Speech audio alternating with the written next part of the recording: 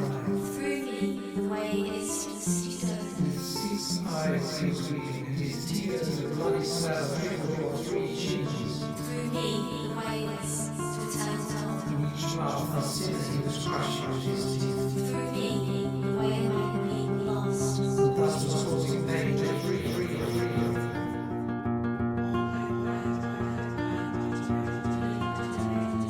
Thence you came out, and saw again the stars.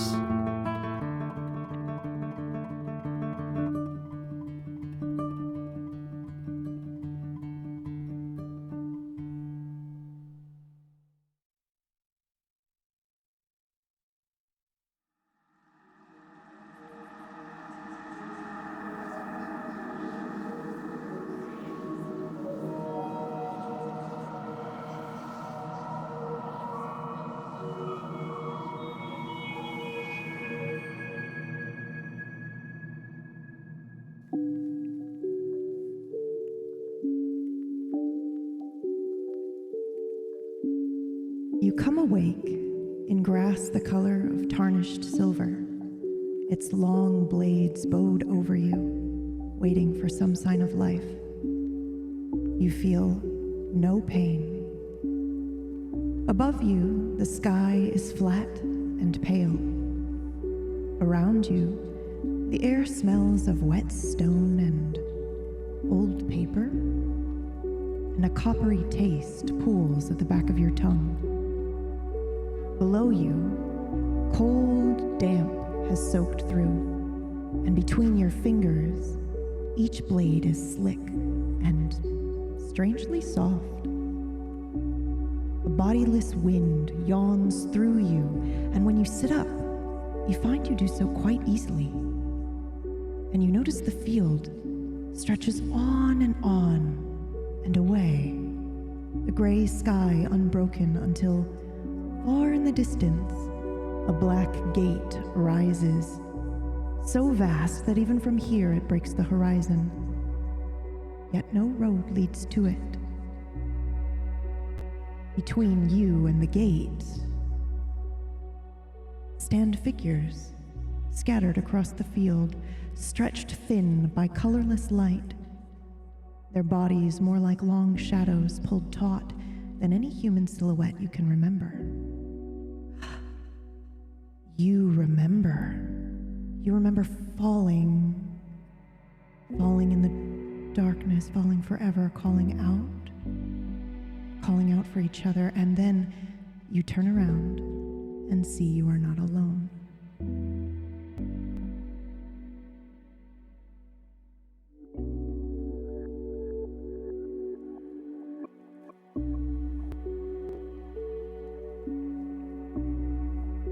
What do you do? Whack. Do we see each other? Yeah. Okay. Well, this is odd.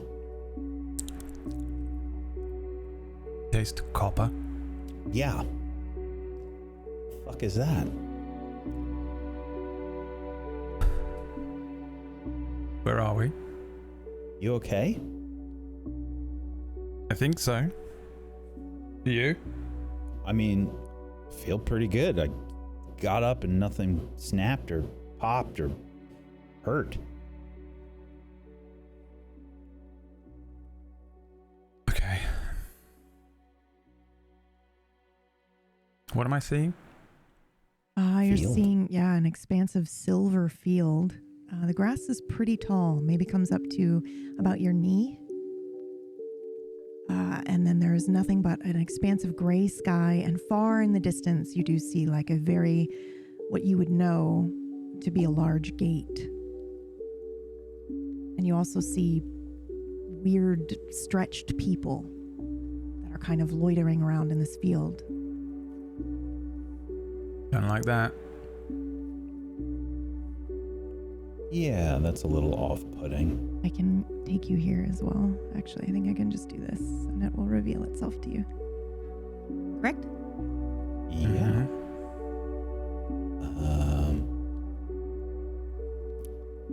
I don't look like one of those people, do I? I get down onto my knees and my arms, and I start feeling around in the grass for rocks. Ooh, that's interesting. When you look down, Whack, you see your body naked, but kind of grayish. Almost like you kind of are filled with smoke, but you're more detailed than these other beings that you're seeing around you. And Immediately apologize to Brad. Brad, when you drop down to the ground and you are fumbling around for stones, I think you said? Rock. I want something big enough. Rock. Yeah, you find none. There is the earth below you, and it is damp, and you can feel the tall grass, but there is nothing else.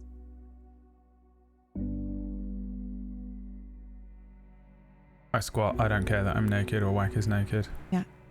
Occasionally you'll hear like this strange, deep, like yawning sigh almost. What does it Sounds smell like the wind. It smells like old paper and Wet stone. wet stone, yes. So, like, almost on the border of maybe mildew, but not quite there yet. The grass is as tall as my knee. I think so, I'm guessing, because I know how tall you are, but it is fairly tall. If you brought your hand down and began to walk, you'd be able to run your hand I'm through squatting in the grass, and I tell Whack, get it. down, get down. Yeah. I do it immediately. Yeah. And you are both squatting in the grass, looking at the expanse. You can see no sun, no real kind of source of light, other than maybe it looks like there might be some at that gate. We're in the shadow, though. Right? Which means everything out there is trying to kill us. Mm-hmm. I was trying to find a rock or something so that we can defend ourselves. I am going to grab some of the reeds. Yeah. And I'm going to test how strong they are. Ooh, okay. Do you fancy yourself strong? At the moment, average. Interesting. Okay. Go ahead and roll for me. Now, I know that when you open your character sheet, you're going to see nothing but a bunch of blank stats, and that's on purpose for now. But you can go ahead and add a 2 when the roll pops up, and you're going to pick body as your skill. You'll notice you'll have 9 skills, and we'll talk about those as they come up, I promise. 1. Average. So how strong they are is such a subjective question. What are you looking for them to be able to do? They're more like river reeds than they are grass, if that makes sense. So they are going to be a little bit stronger than your normal grass. This is the only thing that's around. I see that Brad has been searching for like a rock or something. He wants to get a weapon. Yeah. So my natural instinct is to do the same. So Right. what I am planning on doing is creating a weapon out of these reeds. I am essentially trying to make a rope out of some reeds. So if I can grab a whole bunch of them, I'm going to try and weave them together and make some kind of a rope. Okay. Because I think the same thing. I think we are in a very dangerous place. Yeah, absolutely. The serene field and a black gate in the distance does not bode well for my safety. So I am trying to do the exact same thing. This is my version of trying to find a rock because there's no rocks. Right. You rip the grass, the reeds out of the ground, and you will again hear that yawning, sighing sound around you as you do it. It's almost like the wind, but you feel no breeze when you do this. But you do hear the sound of you ripping up this grass. And then you realize it's otherwise extremely silent here, other than that sound that you just heard. And I think Is there a reaction from things around us? No, you don't see anything moving around you. They seem to be standing still and looking towards the gate, but none turn and look at you.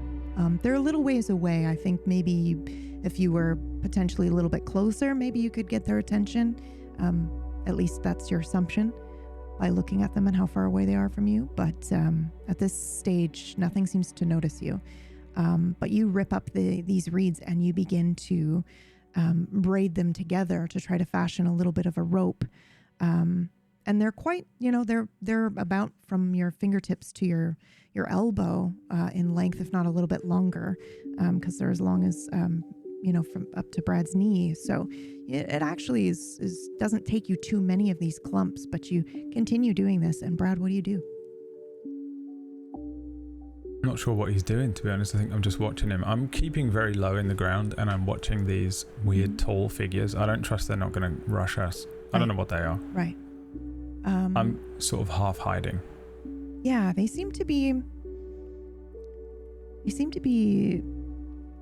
swaying ever so slightly, but not in unison, as if there was a breeze, but again, you feel none. While this happens, I'm trying to think about what I remember. Yeah, perfect. Okay, so let's make a roll. Let's open your sheet.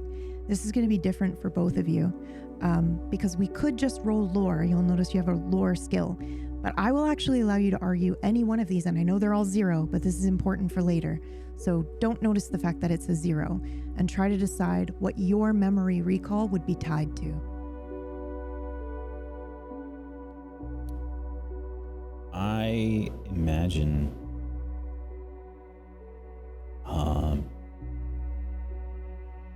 I just try to think of the immediate past. Okay. Like, what is the last thing that I remember? I obviously know this is Brad, and I understand that I'm me. Yeah. But what do I remember beyond that? Am I thinking about you? Am I thinking like, do I remember our experience in past the Tablestory? Is this this a continuation? Yeah, exactly. But for you, do you think recalling, like, for example, I would allow you to use violence to recall this memory because there was a lot of violence in your previous experience. But we could also do lore if you want to kind of just get a general idea of maybe your own life lore, Tablestory, all that kind of stuff. Or, insight, any one of those things. But for you as an individual, as a human, which skill would you tie to recalling memory? Violence is not my natural inclination almost ever. So I don't think that I would associate it with that. I only become violent when I need to protect myself or things I care about or people that I care about. I don't think it would be anything else except insight or like how my body feels, maybe. Body is an interesting one because it's almost like a grounding technique. Yeah. It's like,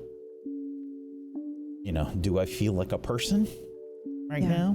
And the last thing, I don't know if I'm bridging the gap between that show and this. Yeah. But I imagine it would be an instinct kind of thing again. So I'm going to just say insight. Yeah, that'll work. So go ahead and roll, and you're going to add 2 here. Average. Okay, and then if in your little notes you can add a note and just put insight equals memory for you for now. This may change later, but for now yours is going to be insight. And Brad, you can do the same, but I would love to hear your thought process as to what you choose, if it's different from insight. Genuinely, I thought guile was guilt and I was going to pick that, but then I read it again and I'm fuming. But I do love the idea of any sort of game that has guilt as some sort of skill check. Rush everything. Yeah. Oh, If just that wait. was the case. Oh, just wait. It's in this game, but it's not It's a on skill. the way. It's an aspect.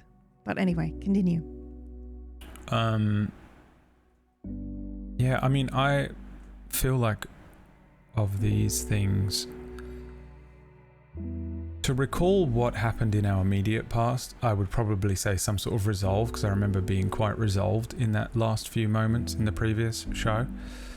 But in terms of overall, I don't think I would tie my memory to resolve. I'd probably have to go with insight as well, to be honest. Okay.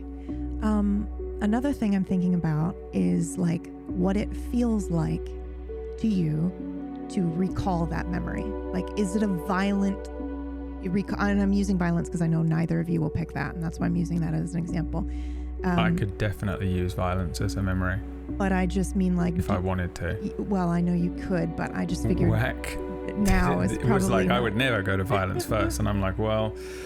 I think most of the things I remember very clearly in my life are violent things, whereas the other things in my life that I remember, I don't remember that well. You know? So pulling from my own sense of violence, but I don't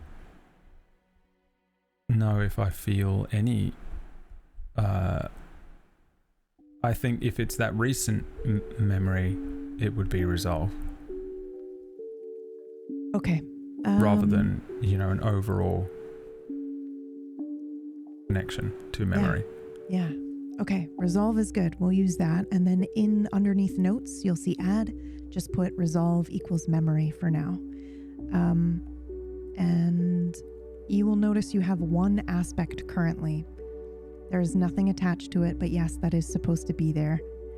All right, so then both of you go ahead and roll. You're adding 2 to the base default for this roll for your recall. And Whack, that one average was your roll, correct? Yeah. Okay. I'm rolling resolve. Yes, you are going to roll resolve for this. Terrible. Okay. Appropriate. So the way that I will interpret this, Brad, you remember Tablestory, you remember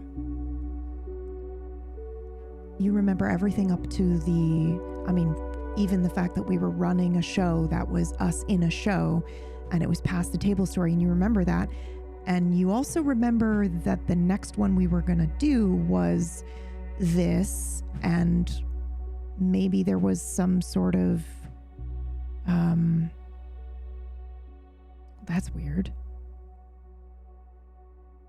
And then there's maybe nothing except for a weird distortion of what is real and what is not real, in terms of wasn't it just a game, that kind of thing, or did I actually live it? And maybe towards the end of past this Tablestory, that memory starts to feel more real than sitting back and playing it. Sitting back and playing it starts to feel like a dream, and falling is probably the most clear memory that you have at the moment. Being trapped underneath that rubble, looking for me, trying to save Whack, like all of that is there. I was also trying to save Boo Boo. Yes, and Boo Boo. Yeah, that's right. And the I cat. had a lot of determination to head towards Whack's house, which is why I went with resolve, because I was really like, this is the plan, we have to get there. If we, this is what we must do. Perfect. Okay. Okay. Whack, you rolled 1 average. I think that you remember the same things as Brad, but it's a little bit more clear to you that this was a game. I was going to run us in something all the way up until that point. And I was being very secretive about it. I didn't tell you anything. I didn't give you character sheet info. I didn't tell you we were running it in a system. I didn't give you any other info. Normal PB bullshit. Yeah, normal PB bullshit. And you're here. But you do remember falling. And for some weird reason, that act, even though it happened weeks ago, It feels very recent. Like if you were to look down, your body's probably still has sweat on it from how out of breath you were. You might even see some rubble, some dirt on yourself. Where's PB? What? PB.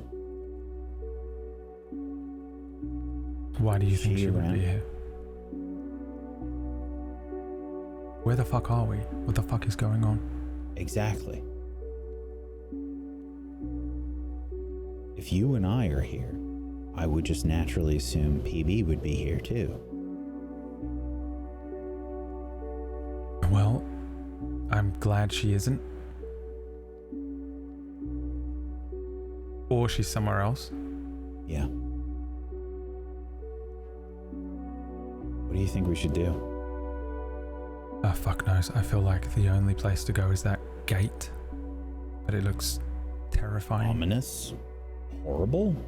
Yeah, it's either that or just stay here, but I fear that if we stay here we're going to turn into one of those, or one of those is going to come and get us.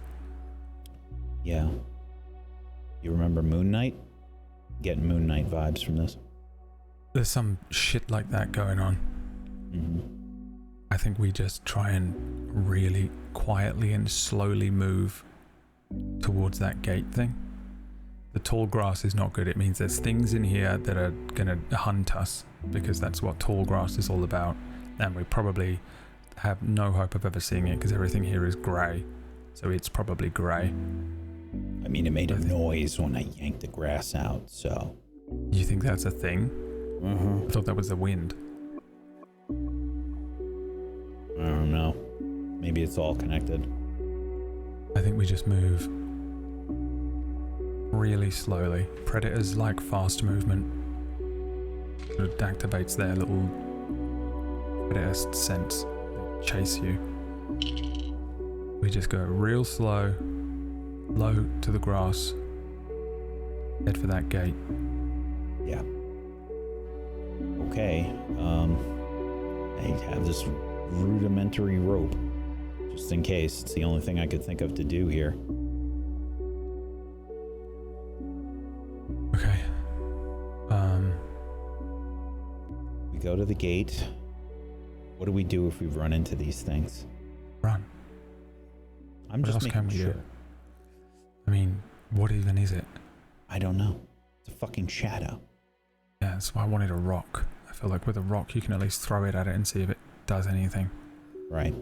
I don't want to throw a punch at this thing and then just lose my hand immediately. So we're agreeing that fighting is the last resort here? Fuck yeah. Okay. Just making sure we're on the same Yeah. page.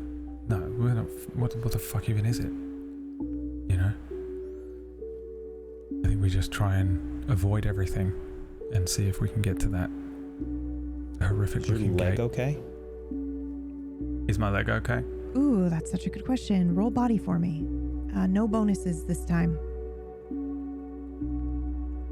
Or Doesn't feel great. Probably because of the fall, because of the rocks that you were trapped under, maybe? do I have surgery scars? Yeah. It doesn't feel great, but I don't think it's too bad. Okay. I'm checking Nothing my feels knee. great. Checking my knee and seeing how my mobility is. Yeah, Both too absolutely. old for you this. Can, you can go Yep. ahead and roll body as well, Whack. But in the meantime, Brad, chat just did a trust fall with me. You can add an aspect. Sorry. Yes. Not an aspect, a stunt. And this is with a Mhm. 0? Yeah, this is with a 0. Okay. Terrible. Okay, you're not feeling so great either right now, Whack. Nothing feels broken, but, your body feels heavy. When you first sat up in this place, it was relatively easy for you to do so, almost like your body felt a little bit more weightless than normal. But now, things are starting to weigh on you a little bit. So, Brad, you can add a stunt. What does that mean? So a stunt is something that you can use on top of a roll. You can invoke it when you are making a roll to give you bonuses.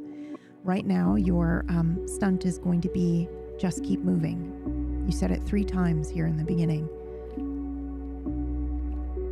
Now, I was going to suggest almost something exactly like this.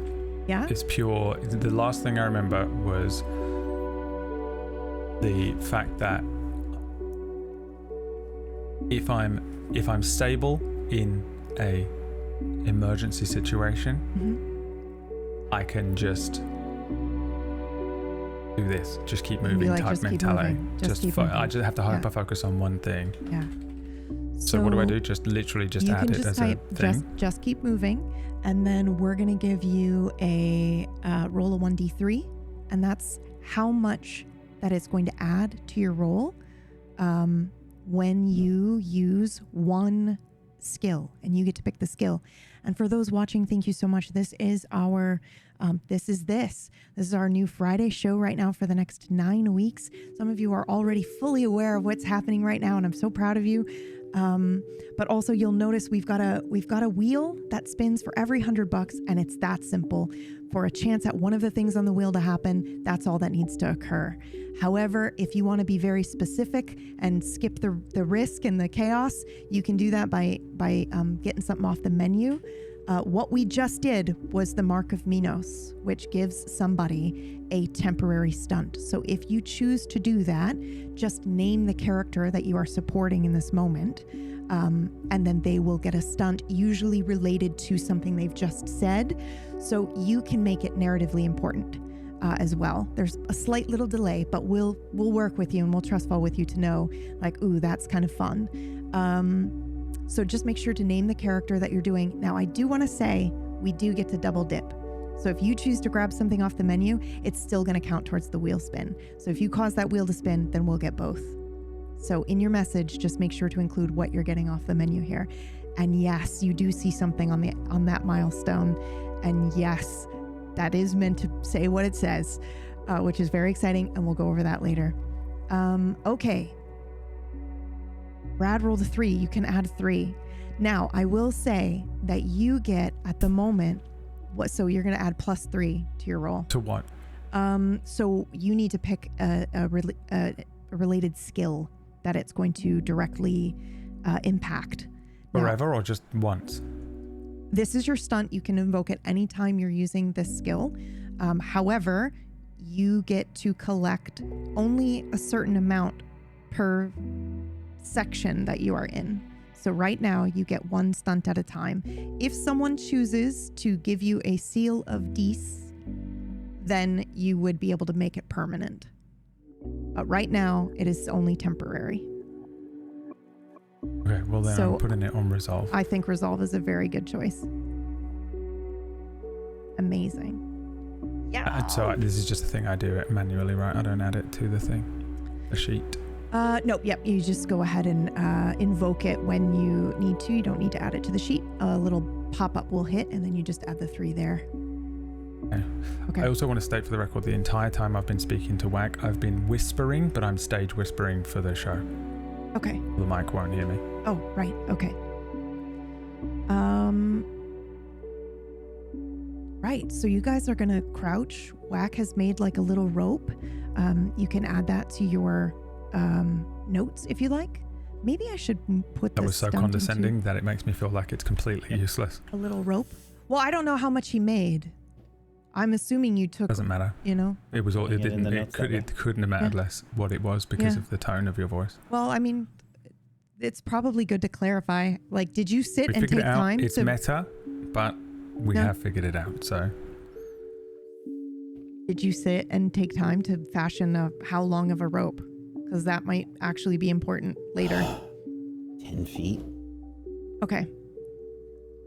So that took a little bit of time then yeah, it's to kinda- do. He's Yeah. in there making a Yep. daisy chain. Yep. Okay. Yep. So what are you doing, Brad, while WAC is making this rope?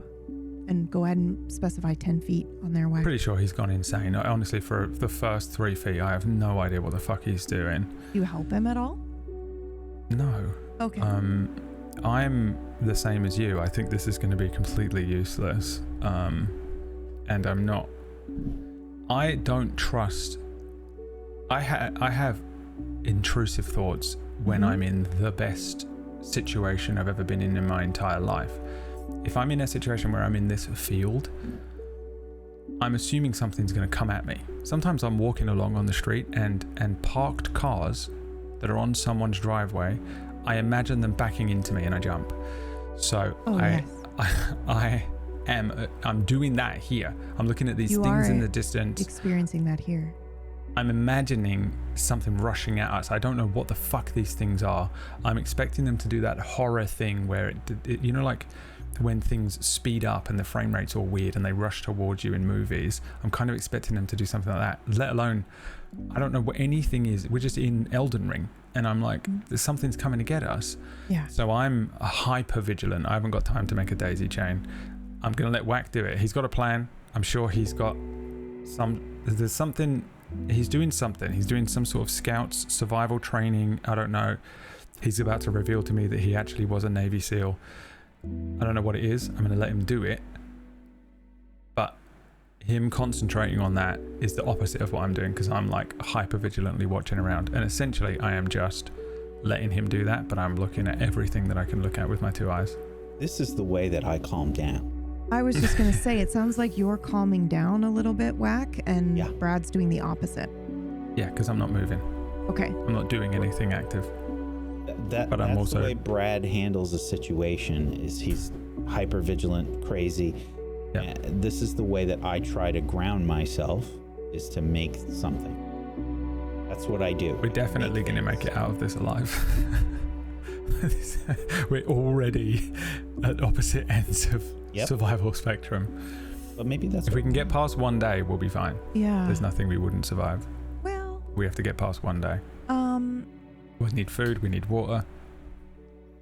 These are the things that my brain is thinking, but I'm mostly looking around waiting for something to come and rush at us.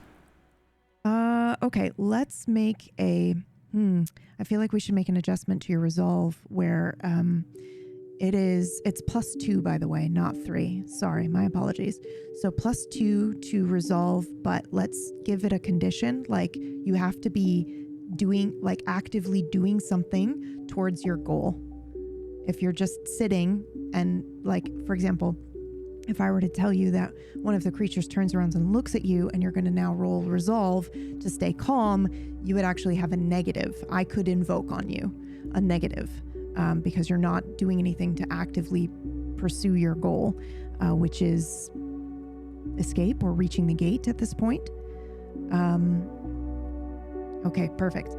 Okay, so... Perfect. Thank you. All right, so he's making this rope. It takes you a while. You're feeling stressed. Go ahead and take 1 mental stress, which is on the right-hand side. Yep, it's on the right-hand side under stress. You'll see you've got 1, 2, 3. Right now, the maximum that you have that you can take is 3. So just go ahead and mark 1 off. And this is just a fun way to see if the sheet's working for me. And it should mark it off. And then also with your token, which you cannot see at the moment, should update as well when we get to that, when we need tokens. Perfect. Okay, that did work. Thank you. Okay, so you're sitting here. It takes a while. There is no way for you to really tell time. I know you don't wear a watch, do you? I don't. No, you don't. Whack, do you? I don't think. Well, I thought we weren't wearing anything. Are we nude? Well, I was going to say you go to look at your wrist, but you don't even wear one. So it's really hard to tell time in this space, but Whack seems to be, meditatively working on this rope and calming down. It takes him a little while, and you're getting agitated, kind of bouncing your leg, just sitting in this field. What are you doing other than riling yourself up? Are you looking at these creatures at all? Are you trying to get any closer to investigate them? Or are you just staying put and waiting? Okay, yep. I'm not moving. Okay. I'm staying pretty still.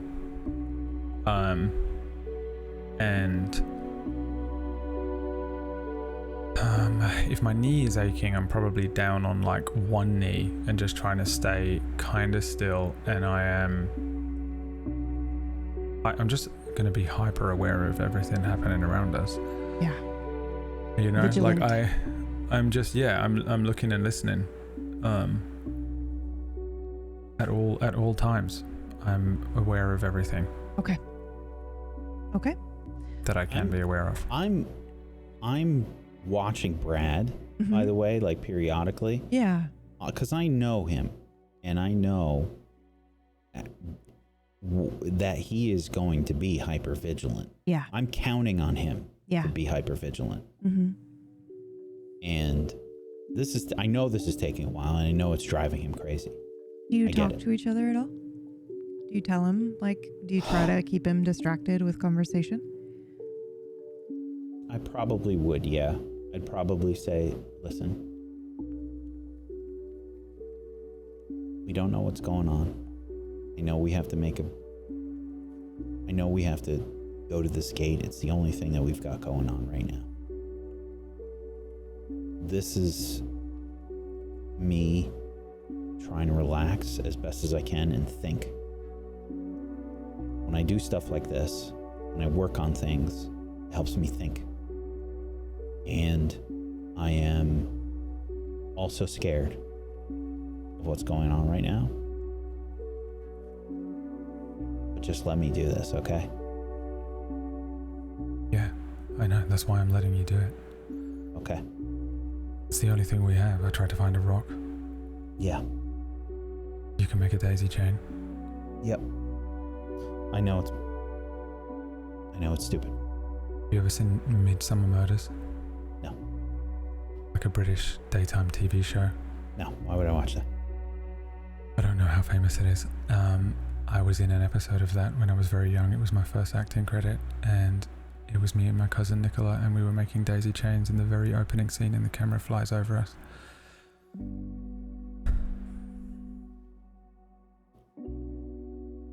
I'm shocked that I did not know that this was a thing.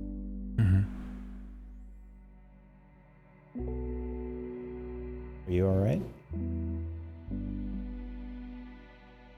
I just smile at him. Yeah, neither am I. Okay. Just do whatever you're doing. Yeah. I mean, I kind of figured something was going to come rushing at us. Yeah. I'm a bit scared that stuff is based on movement, like a fucking T-Rex. And that's why we're not drawn anything towards us. Either that or we're going to get over to that thing over there and it's just going to be one big joke and someone's going to be behind the door and it's going to be a game show. You know, like we're dead. Yeah. And it's just a big... I mean, it doesn't look good. I mean, if we are dead, what is this? Purgatory? Who the hell knows? Ooh, roll for me, Brad. Or what? Insight or lore, your choice. I know that you have 0 in everything right now, but you don't know that. Based on my own reciprocal reflect spell as a GM, I'm going with insight.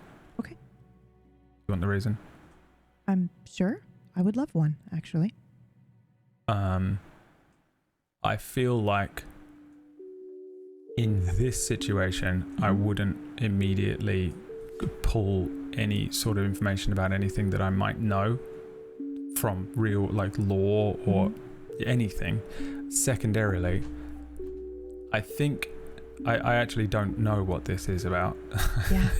Yeah. And I think the only thing that it might be about is also something I don't know anything about. So I don't think I would be able to pull from lore anyway. So I'll go with just insight. Okay. And see what you tell me about a fair roll. Ooh, that is really good considering you have 0 in this skill. The default difficulty for where we are right now is 2. So you have hit it. What was the last thing you said? Could you remind me? Very specific about language. Between me and Whack or between me and you? In character. The last thing you said out loud that caused me to make you roll. I said if we are dead, then maybe this is purgatory, or Yeah, are we like in purgatory? Purgatory. Okay, and then I don't know why I said that with a British accent. Because you were copying me. Yeah. Welcome to being me. Mimic. Thank you. We got a wheel spin.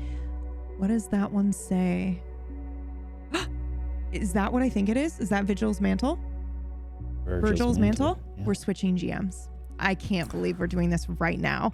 Okay, this is fantastic because I know neither of you have read this source material. So It is so much harder to do this when you have to make your GM notes knowing that someone else is going to look through them. So no one has seen anything for this yet. So I am going to tell you guys now that if you open our Solmira doc, under the admin section is a file called this, and it has today's GM notes in it. They are set up in a way in which you can hide what you haven't seen yet so that you're not spoiled. But we are going to pass it to Brad. Oh, To fuck. look at the overlay. So you're next up, sir. I thought to myself, like, should I be very specific about how these things sound? And then I was like, nah, it's fine. So I'm regretting not doing that. But surprise, can you see it in the doc? No. Okay. Wait, which in Google Docs? No, in our Obsidian Solmira doc that we've got. Under admin? Yep, under the admin section, there is under Solmira Brain Dump is a file called this. Am I blind? Maybe? No. Oh, is it not syncing maybe? I see Friday podcast, brain dump. Yep. I see the brain dump. It's just not there. Should I try to resync? I guess. Okay, hold on. Well, while that's happening, that is exactly what Virgil's Mantle means, y'all. We are going to switch GMs. Save. Yeah, so what I could do is I'm going to see if I can... I think I'm realizing why this didn't work. But... Okay, I'm going to send this to Brad and then we'll switch. Save. Yeah, it's going to take me a second to get the full doc over, guys. It's really expansive. So I'll do that in just a second. And then let me also just double check, because it is the Friday show. So we do have a menu. We have got a wheel spin. Thank you guys so much for the support. It is letting us continue to keep Tablestory running. It is allowing us to do cool things like buy art, buy music, and feed ourselves and keep us doing this full time, which is great. So thank you. I don't see any descriptions. Those of you who have been putting in the last couple, just letting you know, you are hitting amounts that you could buy something off the menu if you wanted. It's fine that you're just contributing to the wheel spin. I appreciate it.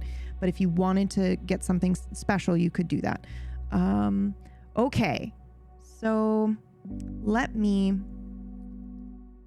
take us through this next part so that I can just send you the second half of this, Brad. And it's going to go counterclockwise on this level, and then we'll switch next time. But we'll follow the overlay. Okay. So we left off. You're still in the field. You're watching the things, and Whack has finished the rope, we'll say. And Whack, make sure to note that it is 10 feet that you've added, and go ahead and put secure on there for me, because you guys sat and took the time to do that.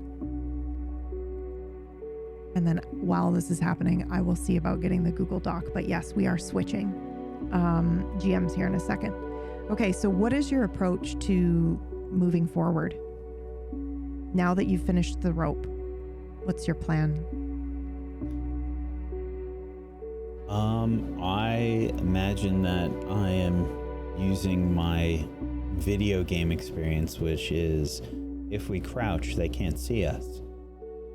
Because I don't really know what else to do. I mean, essentially, we're just trying to stay as low as we can, so that our heads don't come up above the reeds, the grass. We're grey as well, right? Yes. So when you look down at yourself, you have more form than these weird stretched people that are littered across this field. But Brad, I think towards the end of Whack working on the rope, there's maybe a moment where, you're kind of starting to panic a little bit. Well, not panic, but you're hyper vigilant, and you look down and you go, am I grayer than I was before? Am I starting to look more like this thing that's right in front of me. And then you look again and no, you still have a lot more form than these creatures do. But yes, you are starting to have this weird, like smoky gray, kind of pale putty look to you. I want it as camouflage. Oh, perfect. Yeah, so if that's the case, I'm just trying to keep low, and yeah, my knee sucks. So Brad and I are not well equipped to do exactly what we need to do right now. Okay. Which is to try and just kind of stay low. And yeah, my knee is popping and clicking as we're doing this. But I imagine, yeah, we're just gonna kind of try to get closer. It feels a little bit like, and I'll say this out loud. I said, this feels a little bit like fucking dead. Whatchamacallit? Death Stranding. If we are dead and I died and I have to keep this body and I don't get my 23-year-old body, I will be fuming with whatever god is beyond that gate. Yep. I mean, I'm not happy about it either. If we're not dead and something has gone horribly wrong with the world, like the fucking Large Hadron Collider has sent us into some bizarre reality warping situation,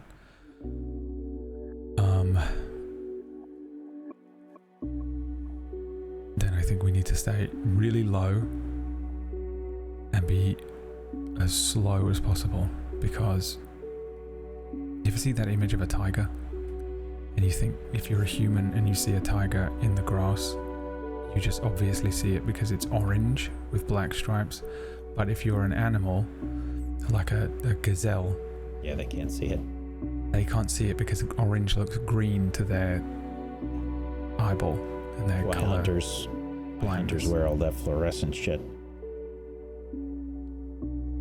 We have to just rely on the fact that everything here is grey. Yeah. But we can't rely on the fact that everything uses its eyes. Yeah. Worst case scenario, you try to bleed a little bit and throw some blood at them. Okay? What the fuck? Good. That's Stranding. Oh, okay. Jesus. I Continue don't know which one of us has dooms. I mean, I would have normally said it would obviously be PB.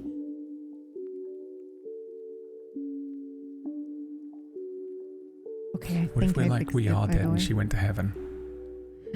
That would make sense. I think I fixed it, by the way. It may take a second.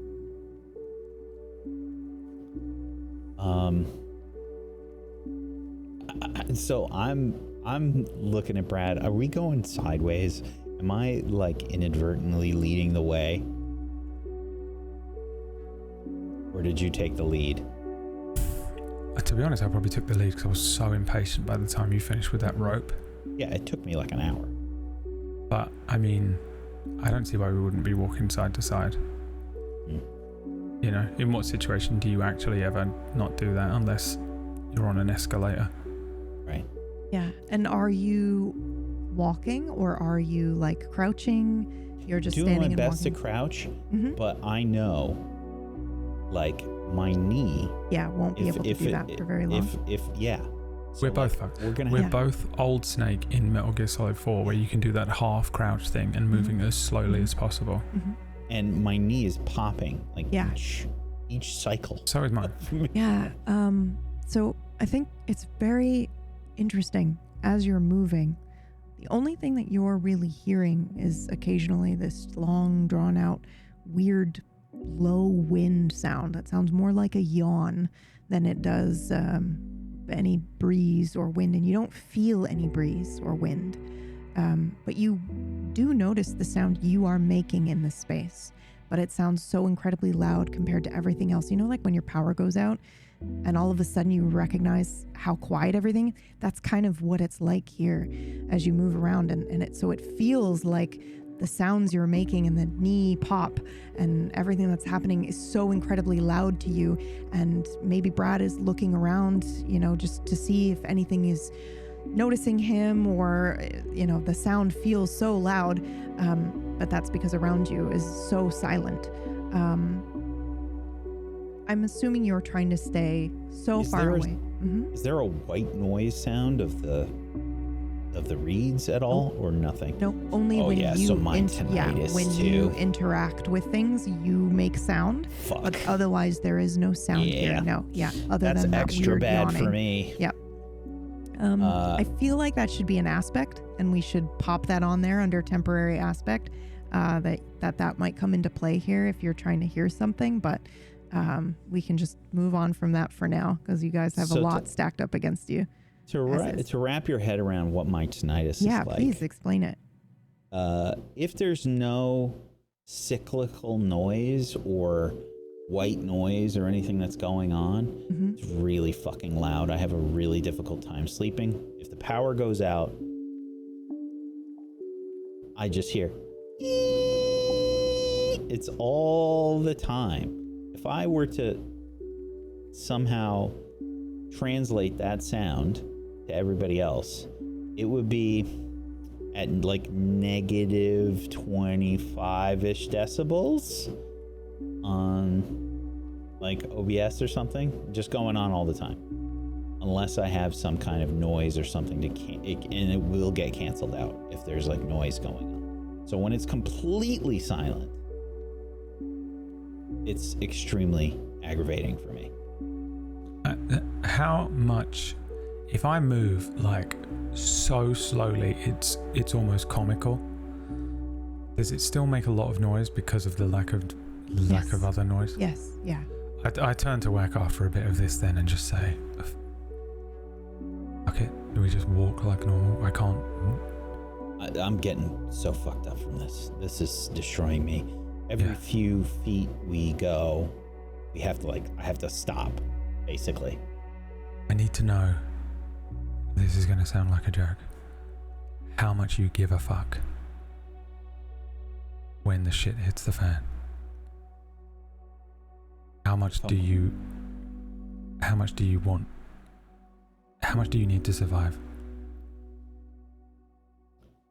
Honest answer is I kind of don't care. Same. Fuck it. And I stand up and just start walking. Brad. Here's the thing. I can't watch you get hurt. That was exactly my thought, but if we're both in the same... It doesn't matter. I know what you mean. My brain off. But let's just walk like normal. This is just gonna fuck us up. I'm too old for this shit. Fine. And then I just start walking like normal. I'm not trying to make noise. I'm not trying to go fast, but I'm walking in like a normal, casual way. I'm still being hypervigilant. I'm not like being suicidal. I'm stopping the try hard for being entirely silent because it just doesn't seem to be working and it's just a waste of energy. Right. Okay.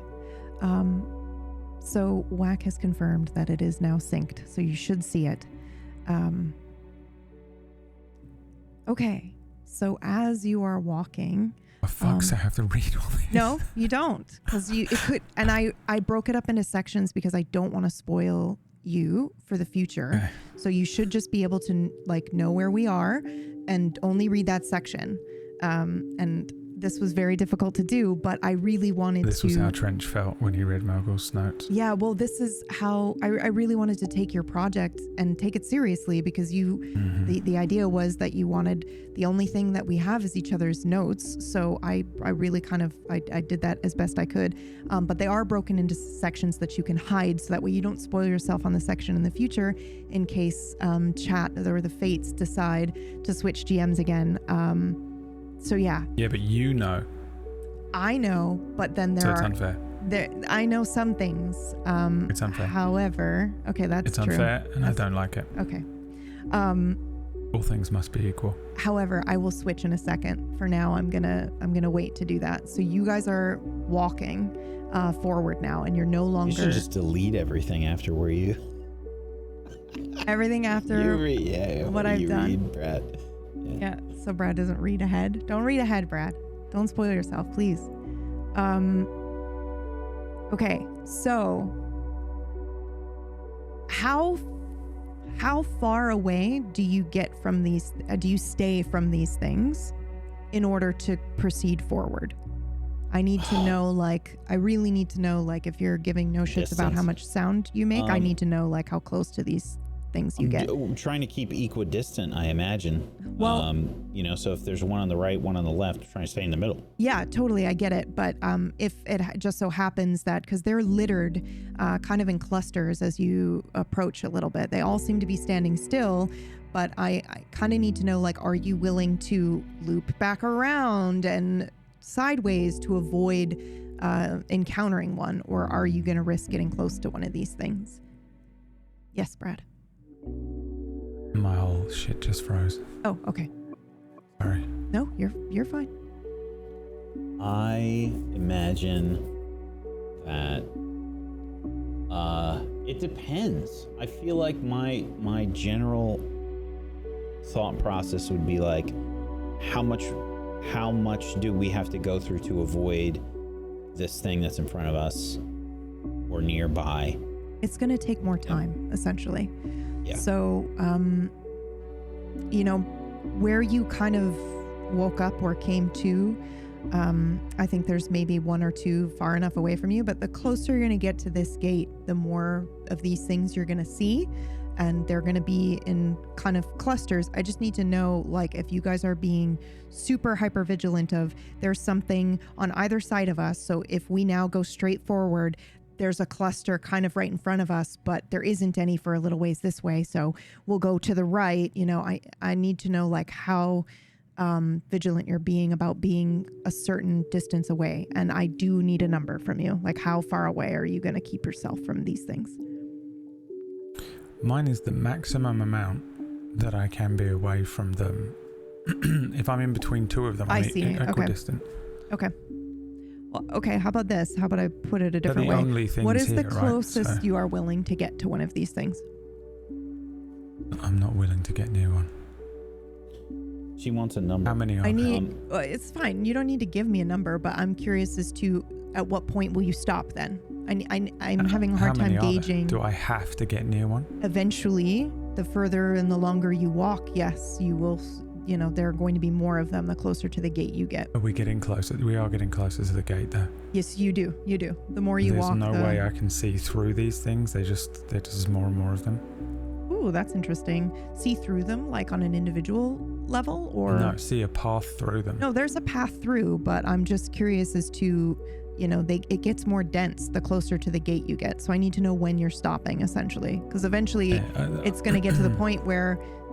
Here's an answer. answer. They're going to be like 10 feet from you for you to proceed forward. Yeah. I got an answer. Yeah. When we see a reaction, I think that would be my. Ooh, okay. I think that would be my point where I would stop and I'd be like, I'm asking what are we doing? Yeah. To be honest. Yeah. I mean, I think I would literally turn to you and say, "There's more of them. Do you think that we look like that to someone else?" I don't know. I think there's loads of them around this gate. I think my natural inclination would be yes. But they appear to be moving very strangely. I think the answer that I've got is twofold. One, when there's a reaction. Two, when we are within reach or easy attacking range, basically. Like if 10 to 15 feet. That's more than I imagined. Yeah, I feel like that's too close for you guys. So that's fine. So so you guys are walking for a long time, a very, very, very long time. The longer you walk, Brad, the more your knee begins to ache. Whack, the more your knee begins to ache. The more your whole body just begins to ache. and everything just starts to feel a little bit heavier. Nothing has reacted to you so far, and you have gone well out of your way, above and beyond, to stay far away from these stretched silhouettes of people. But eventually it does come to pass that you notice that it becomes a little bit denser. There seem to be more of them the closer you get to this gate. I would say the gate's still a fair distance away from you when this starts to happen. When you kind of look around and go, okay, this is getting weird. They're starting to kind of cluster together. You can kind of see them a little bit better now because you're forced to get a little bit closer. Probably still not even broaching like 20-25 feet from anybody. But you can see now that they are definitely standing in scattered groups. They're unnaturally tall and spare. They have these gray clothes or robes that hang straight from narrow shoulders.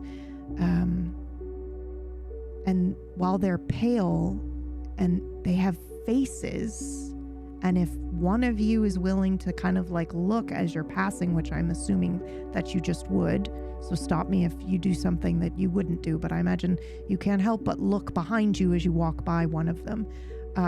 You will see that their faces are unfinished and they have a gaping mouth.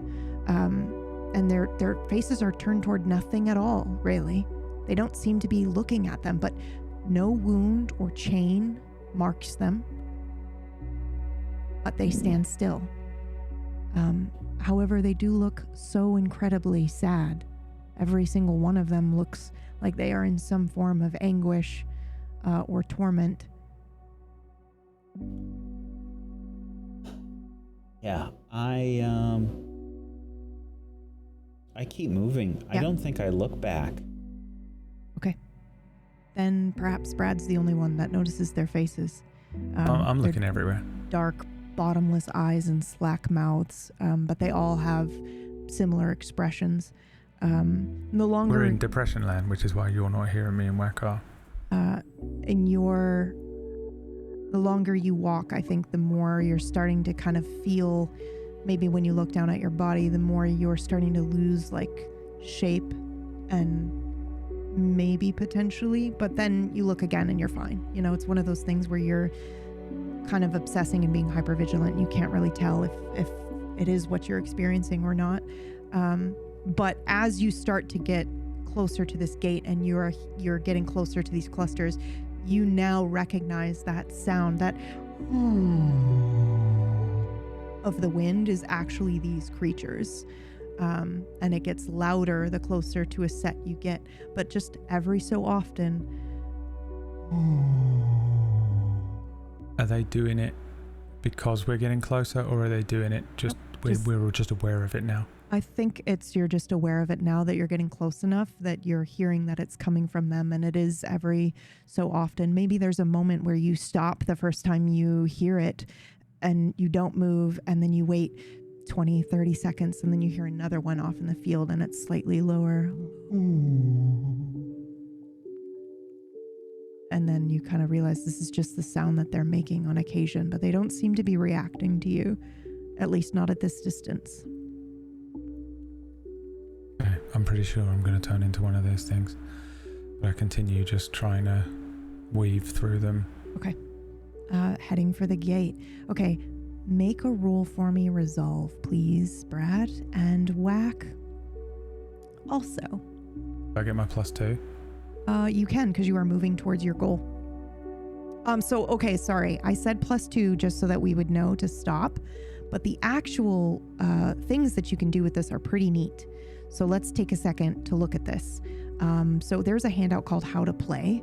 You can take a look at that if you want, or you can just listen to what I'm about to tell you, which is that you can use your aspect and spend a fate point, which is what we've been, the grace, by the way, and the damnation are fate points, either in favor of the players or the poet, and the poet's rotating. So, and the damnation, when you give fate in favor of the poet, it doesn't always mean it's a bad thing. It just means I can do cool things with the narrative. So I promise when you're doing those, that's not hurting the party. Well, kind of, but that's the point. But it's not like entirely antagonistic. I hope you know what I mean. Okay, so you can use your aspect to add 2 to your roll, or you can re-roll your dice entirely. You can give an ally 2, or you can make an opponent's action harder. And you can do any one of those with your aspect using a fate point, which at this point, you both have 3 fate points to use. So now you may... I'm just gonna raw dog this roll. Yep, okay. Yeah, I wouldn't use one for this. Okay. So then that means you're not invoking your plus 2. Oh, this you is have to that. spend it. Yeah. This isn't a fate point. So you have 3 fate points, but what that ability lets you do is when you spend a fate point, you can use that to do any one of those things. Yeah. Sorry. Your aspect allows you to do that. What's the point of a stunt then? Stunt is something slightly different. So we moved yours to an aspect. A stunt is something that you can specifically do long term, more like an item, I think. But I don't really see that. That would be more like doing something with the rope after he's done it, from what I understand. I'm also still learning the system, but... This is so the keep moving thing is an aspect? Yes, that's correct. And you would be invoking that aspect and using a fate point to do one of those things on the how to play number 3 section. So you spend 1 fate point to invoke a relevant aspect and add 2 to your roll, re-roll the dice, give an ally plus 2, or make an opponent's action harder. So if I use a fate point to invoke the relevant aspect, I would get plus 4 to my roll? No, you add 2 to your roll. You can add 2 to your roll. You can re-roll the dice. So what is the point of having just keep moving then? Because I can just use a fate point to get plus 2 to any roll. I don't think that you can.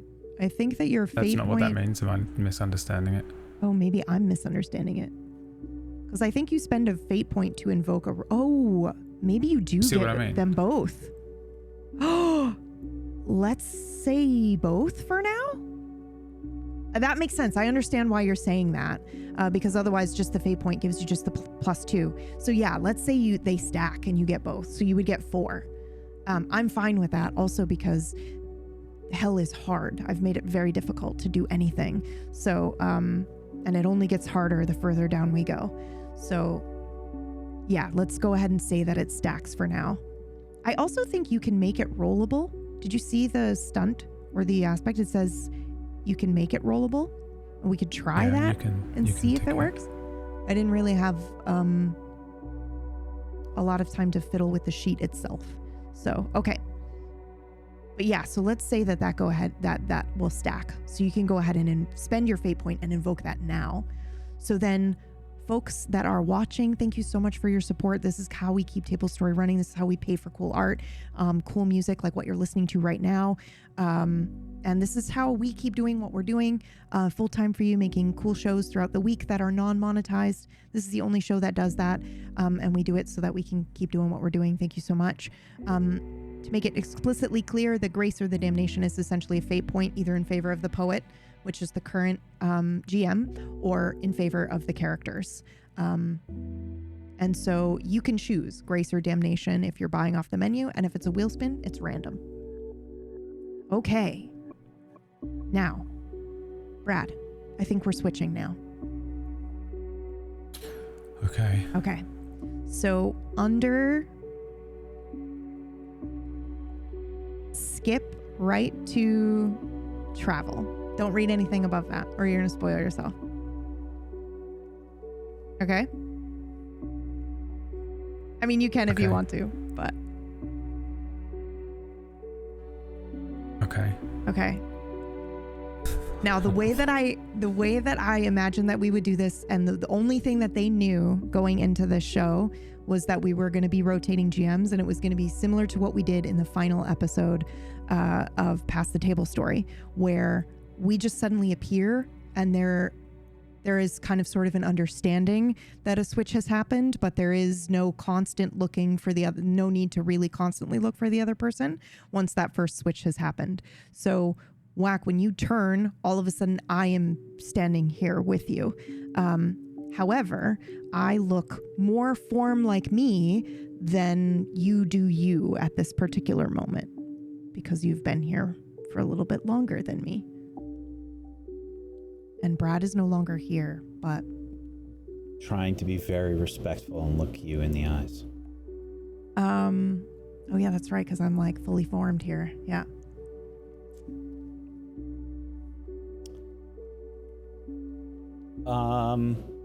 What? Do I understand that Brad is gone? And you are here, or do I? I think what we had talked about was doing it that way. Otherwise, we'd be constantly looking for each other and trying to get each other. So previously we had talked brain about just rewrites reality and accepts the new that one. accept that Just that it's checking. me. Yeah, but I think it's really important that we don't lose the memory unless it happens specifically due to things in the game of your previous experience with Brad. That's really important that you keep that. So let's not rewrite it that it's always been me there. Instead, let's just have a weird understanding that the space is liminal and we could shift out and in at any time. Fair enough. Yeah.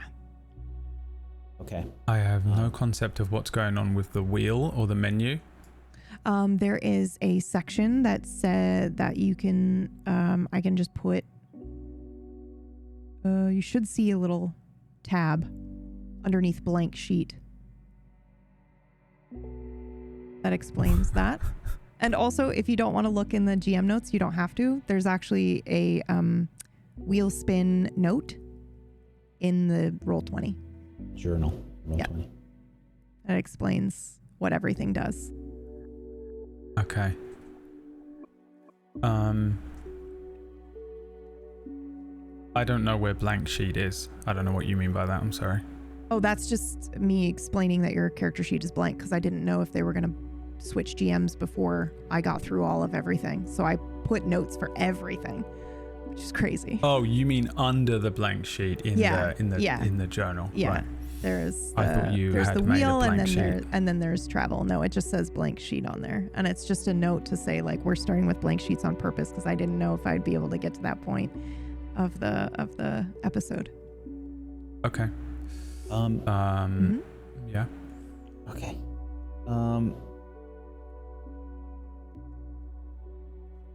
I'm trying to reconcile the fact that there's been a swap because we didn't have the conversation yet. So I think what I'll do is I will say, let's try and go single file here so that we can stay as far away from these things as possible. Okay.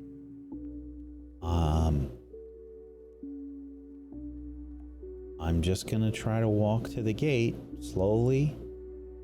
And I guess let's just keep an eye on them, and if they move, let me know. Okay. I'm gonna roll as well. I'm gonna roll my memory recall, which I'm putting under mercy. Why? 4.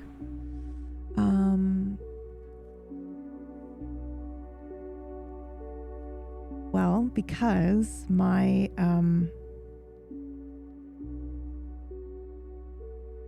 being able to remember or being able to forget is often an act of mercy for me, personally. There are things I would very much love to forget, and I would consider that an act of mercy.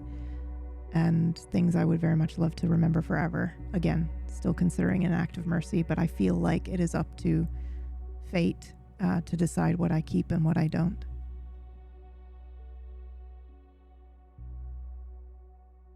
I Okay. rolled a -1 poor. And how are you acting in this field? Because we know how me and Whack have been acting, but how have you been acting? And what do you look like? And how have you been interfacing with this silver grass Well, I think, field? yeah, right as I arrive, I think I'm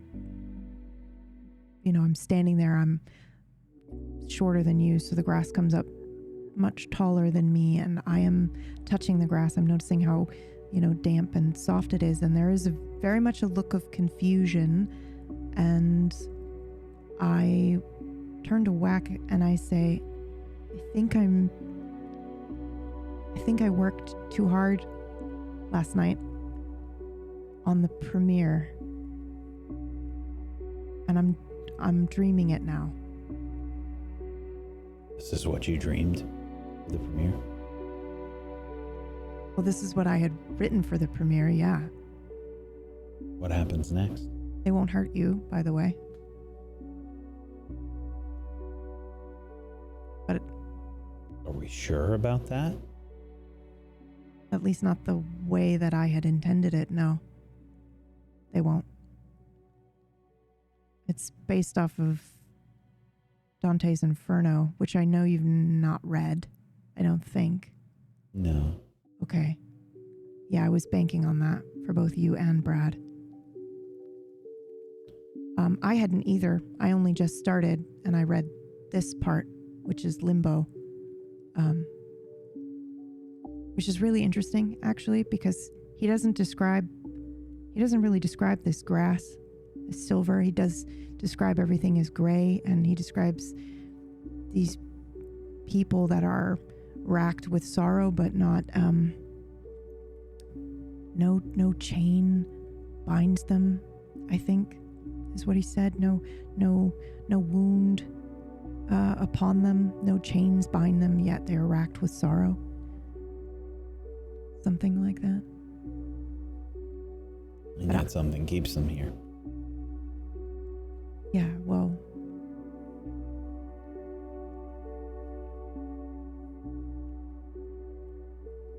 yeah, I don't really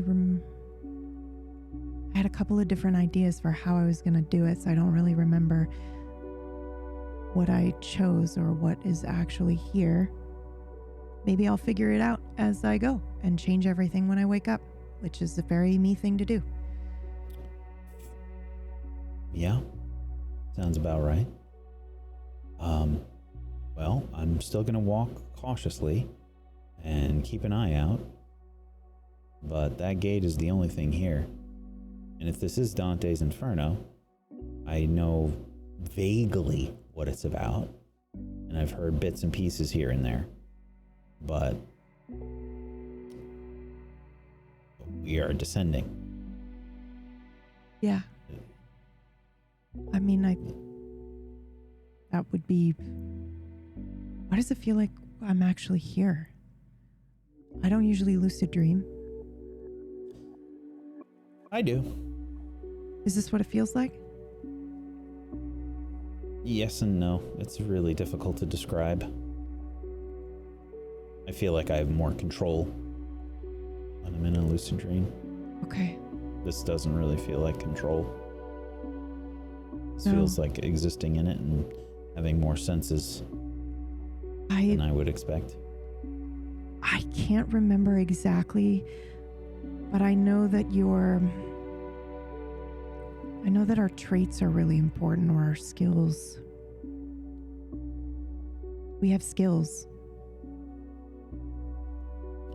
Okay. Kind of sort of like a character sheet, because we're supposed to be playing this, right?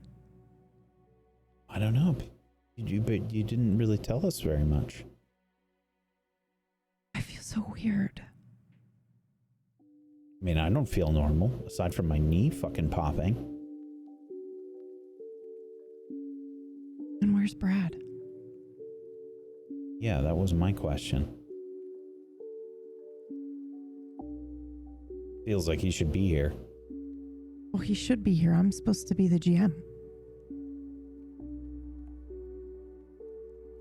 Okay, well, I think we're called poets, because Virgil was a poet, and so was Dante.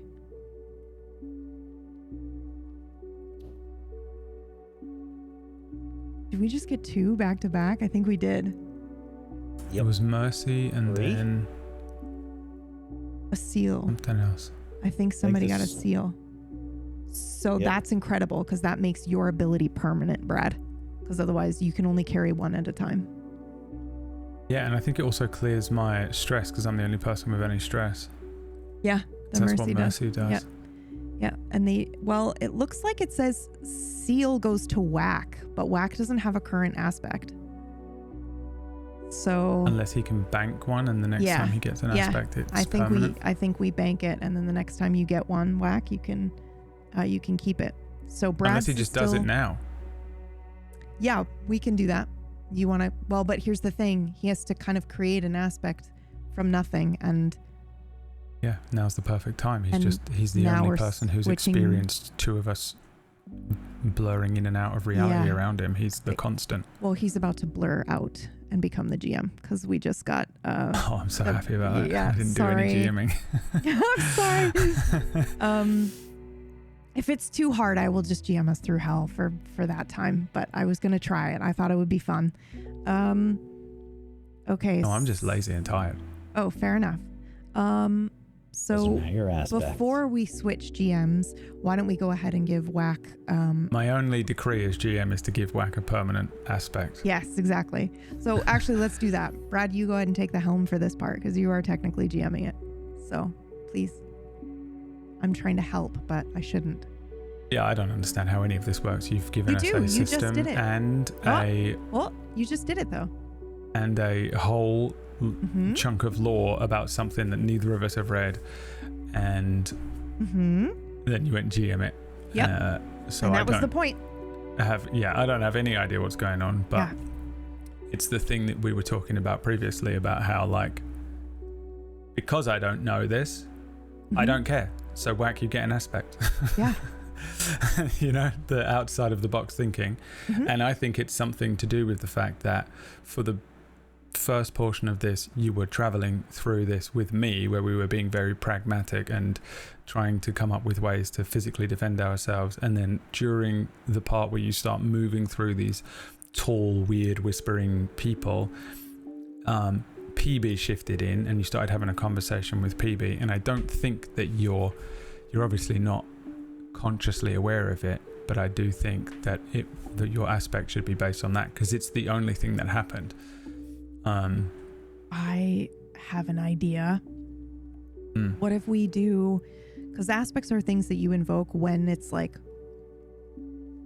relevant, you get to add that extra bonus. So what if we said, like, when the mantle gets passed, when a GM switches, he gets a bonus on his next roll I was or going to whatever. give him just a sixth sense for when something weird is going on. Yeah. in Ooh, that's general. fun too. I like that. You know, he gets Yeah. what's it called? What's the part of your brain? My brain wants to say medulla oblongata, but it's not. What's the part that activates when your animal instincts kick in for fear? God, what is that part of your brain? Oh, I don't know. Amygdala? Killing me. The amygdala. Is that right? I think I think Yeah. that is fear. I think Whack gets a heightened amygdala. Okay. I like that. It's also a song, one of the tracks in Gone. So I really A quite like heightened that. Yeah. amygdala? No. It's just called amygdala. But yeah. Oh. Yeah. Yeah, I think he just has when, if there's something, it's almost like a spider sense. I think he gets like if there's something happening or unexplainable happening, he gets a bonus to what though? Insight? Presence? No. Insight. I mean, it's up to you. What else would it be? I don't know what any of these things mean. Insight makes the most sense to me, but Yeah, if up to you. in the handouts, Brad, is attributes, and then it actually lists all of them for you. Yeah, there's just a hell of a lot of reading to do, and I don't want to. So insight is noticing, investigating, reading people, and solving puzzles. Yeah, this is noticing. Yeah. I think it could be presence as well, either one, but insight makes the most sense to me too. I agree with you and Whack. I think it's just, if there's something unseen, something off, Sense or the unseen. sense the unseen. Yeah. You've been doing your system for long enough to be good at this. You get to come up with the names of like weird. I think that's I'm just a calling D&D it one, isn't heightened amygdala, and something Okay. weird's going on is in my notes for this Nice. situational aspect. Okay, perfect. Okay. And you said that you want, when we switch, I'm reading nothing above travel.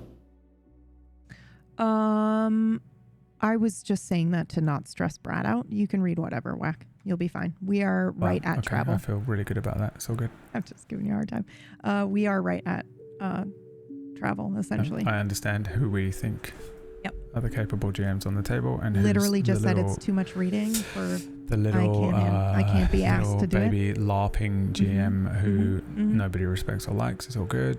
I won't think about that anymore. Very well. Oh my god. Okay, so now we're here, right, Brad? You were And I'm both there. When I've turned away from you, PB, as you blink, Brad is there. Brad, you look back to PB and you see that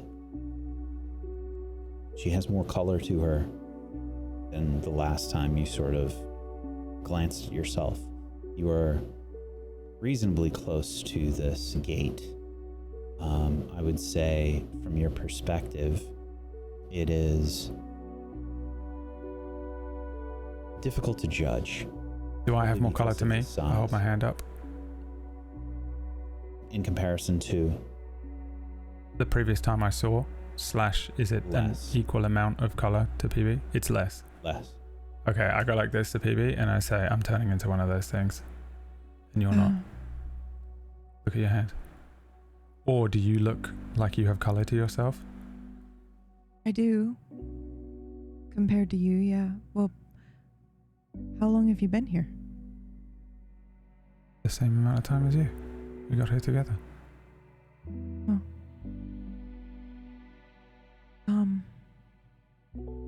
You think this is going on in your head? I can't tell if I'm dreaming. It feels very weird to me.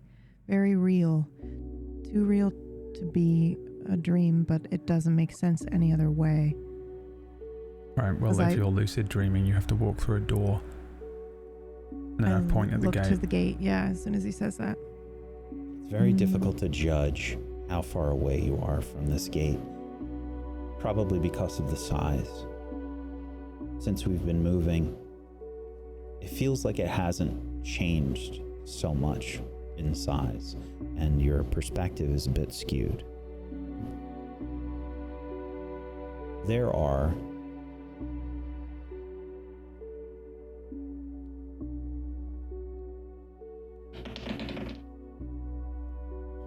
seven of these slender creatures in your immediate vicinity. The closest one from your reckoning is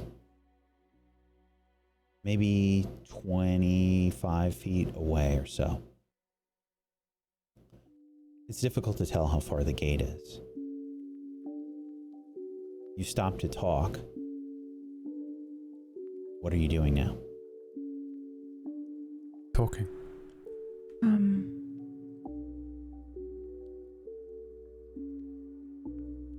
I guess we should keep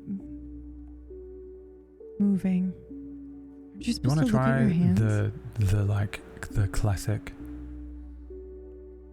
and just pinch each other? Just for the sake of it.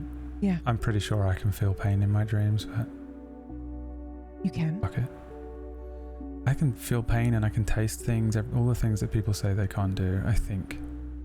Especially if I'm lucid dreaming.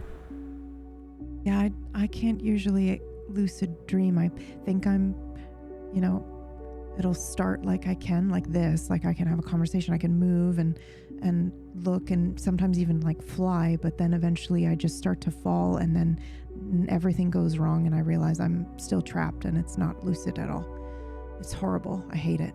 Is this a dream that is going right Well, for you? I don't know. It might be leading me towards how I should write the premiere. Like maybe I need to change something. I also just worked really hard last night. Like I was working later than I probably should have. And it was But then just Wax should be in the dream. he was just here. give her a weird look. And then I kind of feel like reach out Whack and was pinch just you. here. Yeah. I reach out to pinch you, like right on your face, which I probably My should. face? What are you, an I would 84-year-old like you woman? both Yeah, but like to make me a roll, please. Yeah. I say that to you, by the way. I make What are that you, an joke. 85-year-old woman? This is sorry. going to be And then I'll go this for your is going to shoulder be instead. your role that you associate with your memory. Ah, okay. Nice. Which for me was, I forget what it was. What was my memory? What did you put it in memories your here. notes, yeah. Resolve. Yeah. Mediocre.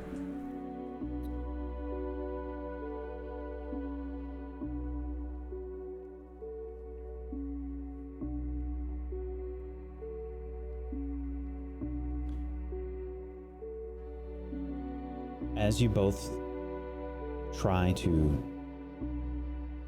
remember me and my association with this place, you do. You start to recognize those moments, Brad, where I was weaving together the reeds. Is that here? I was Do I just have it going in to my ask hand? that. Is that like here on the ground or something, or do we keep our inventory? This is really important to establish. The rope that I had in my hand is not here. Yeah, because otherwise we'd get his clothes. Yeah. Well, it's a little different, I feel like. Is it? Yeah. Because it was made here? Yeah. And That's what I was thinking, yeah. you both have to suffer a cost for remembering me and the few events that we have shared together. What do you lose? Okay. Is it, I'm assuming this is we're taking harm, so we get to choose how we absorb it? I haven't stated any of it. I'm curious what you want That's to lose. how I would have interpreted. I don't want to lose anything, but I would interpret it as like physical, mental, or hope. How do you know all this so quickly? This is why PB had no faith in me. She was right. Well, I just have the how to play open. Yeah, It's too so do much- I. What, too much where to are read. you pulling this from? The You're results. just making this up? The results. You both rolled a 0, equal. Succeeded a minor cost. Yeah. Oh. I see. I know what my cost is. What is it? I lose the memory of you being here. Well, you succeeded in remembering me, so it feels weird. Yeah, which that was a you- good thing, and then I lose it immediately. Okay. Because what else do I have? The only thing of use, the only bit of information or physical thing or whatever that I have, that's the most useful piece of information to me. Very is well. that I've become aware of the fact that you were here and that we're flipping in and out. All right. Would you disagree? I feel like that's incredibly useful. I'm not here to disagree or agree. I'm here to offer you choices and you select. Yeah. Just kicking ass. Oh. Now, PB, it seems like from what you've offered, it seems like this would be mental harm. Is that correct? So the player gets to choose how they absorb the harm. I'm gonna say hope. Which I know we only have 2 right now, but I think the idea of remembering that you were here and that you are, or were here and no longer here, I think I just realize inherently the 3 of us can never be together in the same place, and it just makes me really sad. And I am like, Then it's really lucky that the audience has just rolled mercy to remove the stress that you've taken. Thank you, Fates. Thank you, Fates. Oh, that's so interesting. So I feel that kind of sadness, that like ache in my chest, and then I kind of feel it ease a little bit. Just knowing that you're safe, at least, and you're still here, and you'll still kind of be aware of what's going on. If this is the premiere, if this is a dream, if this is whatever, oh God, I hope it's not real. And then I have maybe a flutter of panic, and I reach up and I touch my chest, and then I kind of take a deep breath and, oh, I hope this isn't real. I wrote some really fucked up shit. Fuck, like what? Like really fucked up shit, like trials and tribulations shit. Okay. Okay. Okay. Did it hurt when she pinched my face? You know, when someone tries to pinch you, like through your clothes, like if somebody tries to pinch you, like on your arm or something, and you've got And you're clothes wearing there. a sweatshirt or something. Yeah, it feels like that.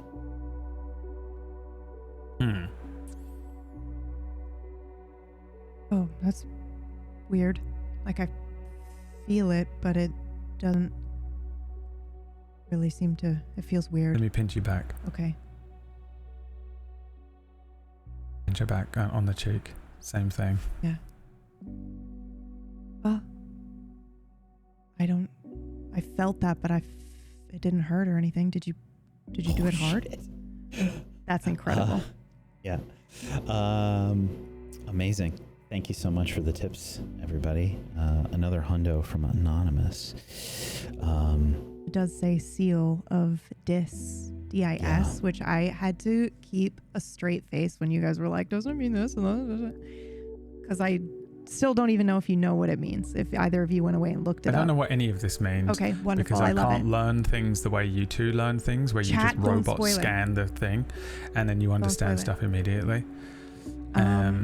So, and I am It's my one in the true perfect talent, right? position. It's the opposite of how I can do anything. So I'm in the opposite position for DMing effectively, but I'm in a great position for role playing and being Yeah. confused. Yeah, it's perfect. We're also switching again. Right. GM's here. However, I'll let Whack do the seal, right? Because it happened on his watch. Yes. Brad, you are given immense immediate power. I think This is because I made physical contact with PB. It actually makes one of your aspects that you get to choose permanent. yeah. You know when they say, like, if you travel back in time you mustn't interact with yourself or whatever, this is Yeah. what would happen if me and PB interacted in real life. This is how we know that it isn't a dream. Yeah, actually, I will interpret it that way. I'm going to say that we should make your immediate power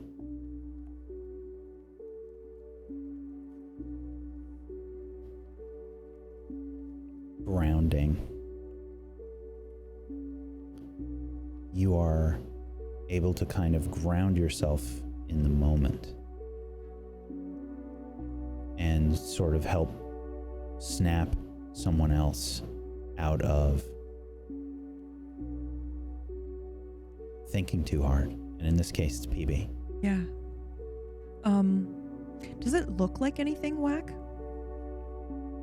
Like, is there some indication that fate has intervened here and done something to him?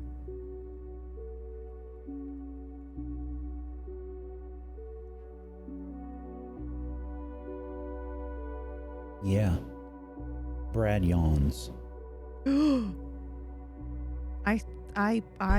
I will very gently, like, pat you. Like, don't do that. Don't do that. What? Don't do that. You're not tired. You're not tired. Do you feel tired? Do you What feel do you tired? mean? Well, you're not tired, are you? You don't feel I tired. don't always right? yawn when I'm tired. I yawn when I'm stressed as well. Okay. Well, don't do that, because then you'll, I just don't want you to end up like, like that. These things? Yeah.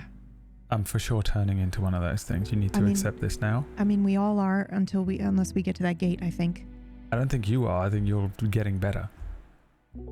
No, I don't I think think I these am. people can't go through this gate. I don't know what the hell's going on. These things. No, it's not that they can't go through. It's that they don't want to go through. They have no desire to go through, no hope. Why? What's through there? And then I think we can switch now, Whack, if you're okay with it. Yeah. Fuck yeah. So what do I get a mechanical thing that I'm supposed to add to my sheet? Yeah, the seal of dis means that you can immediately take one of your current active aspects and make it permanent so you won't lose it, because you can only carry, right now, you can only carry one at a time. Okay, so You can make your crazy resolve one permanent keep now. moving in. Yep, Yeah, yep. okay. Which is I don't crazy. really know how this sheet works, but Yeah. Well, it's not really meant to be like, constantly removing and adding, but we're good. We're good. it's just we know So it's you can permanent now. actually, instead of situation, you see how it says aspect and then it says sinner underneath it? You can actually hit, right up at the top of your sheet. Right. Sorry, Yeah. I was looking at the aspect. Yeah. Right underneath your fate points, it says you have 3, which by the way, and I'm just going to say this because we are switching GMs. Damnation is when the fate point is in the palm of the poet, and I put the pool right at the top of the page. So damnation is at 4. So we actually have 4 that the poets can invoke, and grace, which is for you guys, is our group pool, is at 1.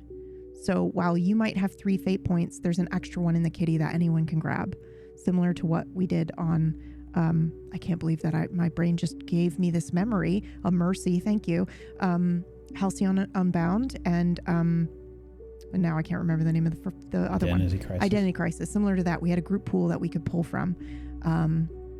So yeah, and once again, thank you everyone for the support, the overwhelming support. Thank you.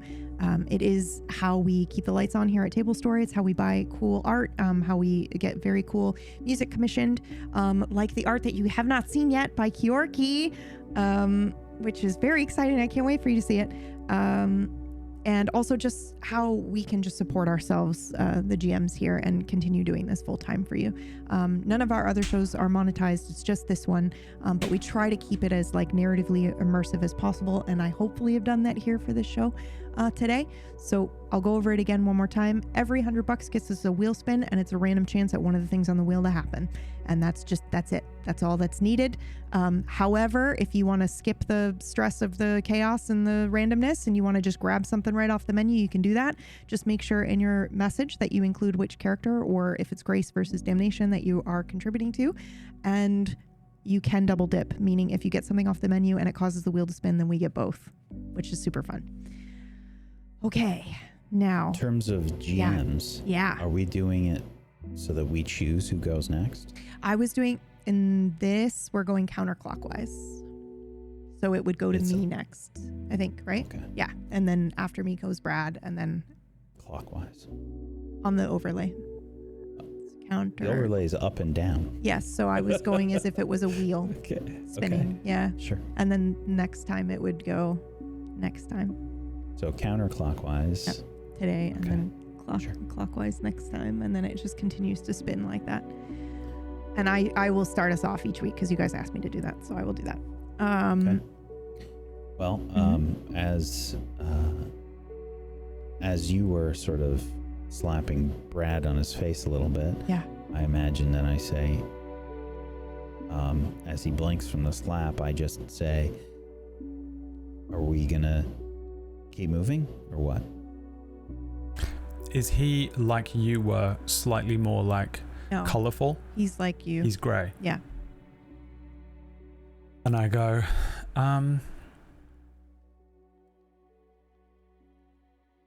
I think we are going to turn into these things. Well, then let's I don't get think the these fuck out of here. things can get through that. Well, let's we not just do that then. Let's keep going because I don't want to do this, whatever this is. Yeah, but don't you think that if we try and go through that, we're going to turn into them? Maybe we're supposed to go somewhere else. Maybe we're not meant to go through there. What else is there? I don't fucking know. What the fuck is that? So are we just going to pick a direction and try and scout? No, you're right. We did agree to just fuck it off. Let's go through it. And then I It's just the let only- my I mean, arms drop. listen, Start walking. I don't mind going in a direction scouting, but if this is like hell or purgatory or whatever,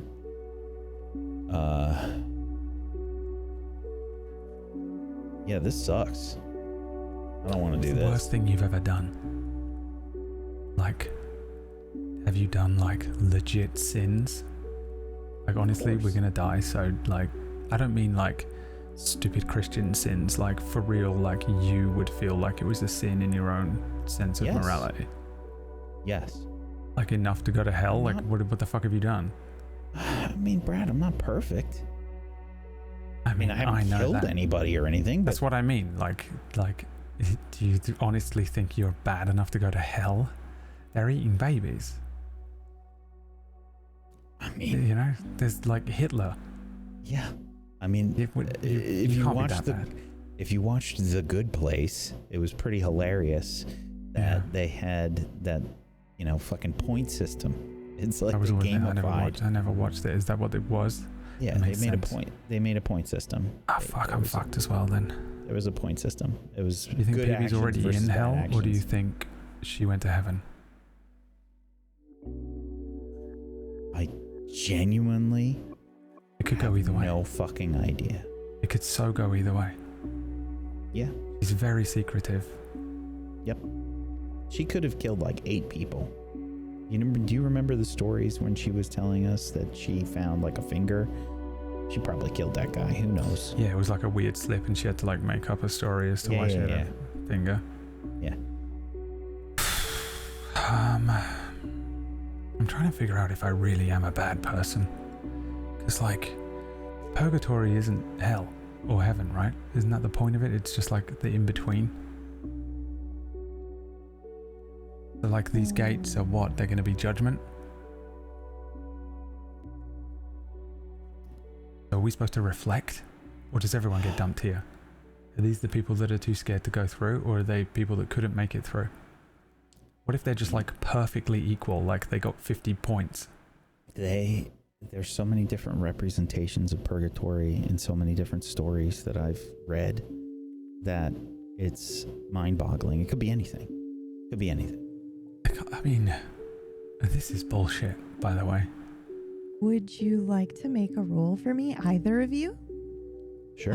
It can be insight or lore or I will allow you to pick a skill that is in relation to your relationship with me. If it's not one Violence, of those two. then. Yeah.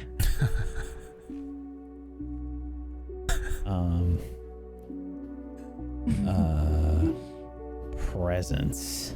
Okay. Let's see. Persuasion, command, intimidation, bargaining, performance. Performance is interesting because we're entertainers. So I think that's an interesting choice. Yeah. I think it's probably closer to bargaining because I'm genuinely worried about you. Interesting. Nothing to do with the game. Yep. And Brad, what are you rolling? Oh, I didn't think I was running. I thought it was just one of us. I have to roll something based on what my relationship to you. Yeah. So we can just do insight or lore, but I will accept something else that represents your relationship to me if you'd like.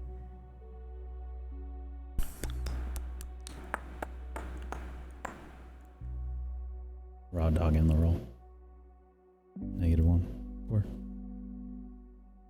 Now, I will also take this moment to say the default difficulty on this level of hell is 2. So that's real bad. -1, 4. Brad, what was yours? Is that the resolve roll, or are you still choosing a skill?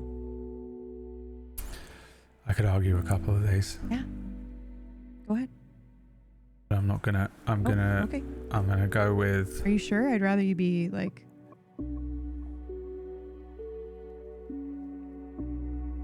I'd rather you have the skill that is appropriate, if you'd like. Well, I think that there are several possible ways this could go.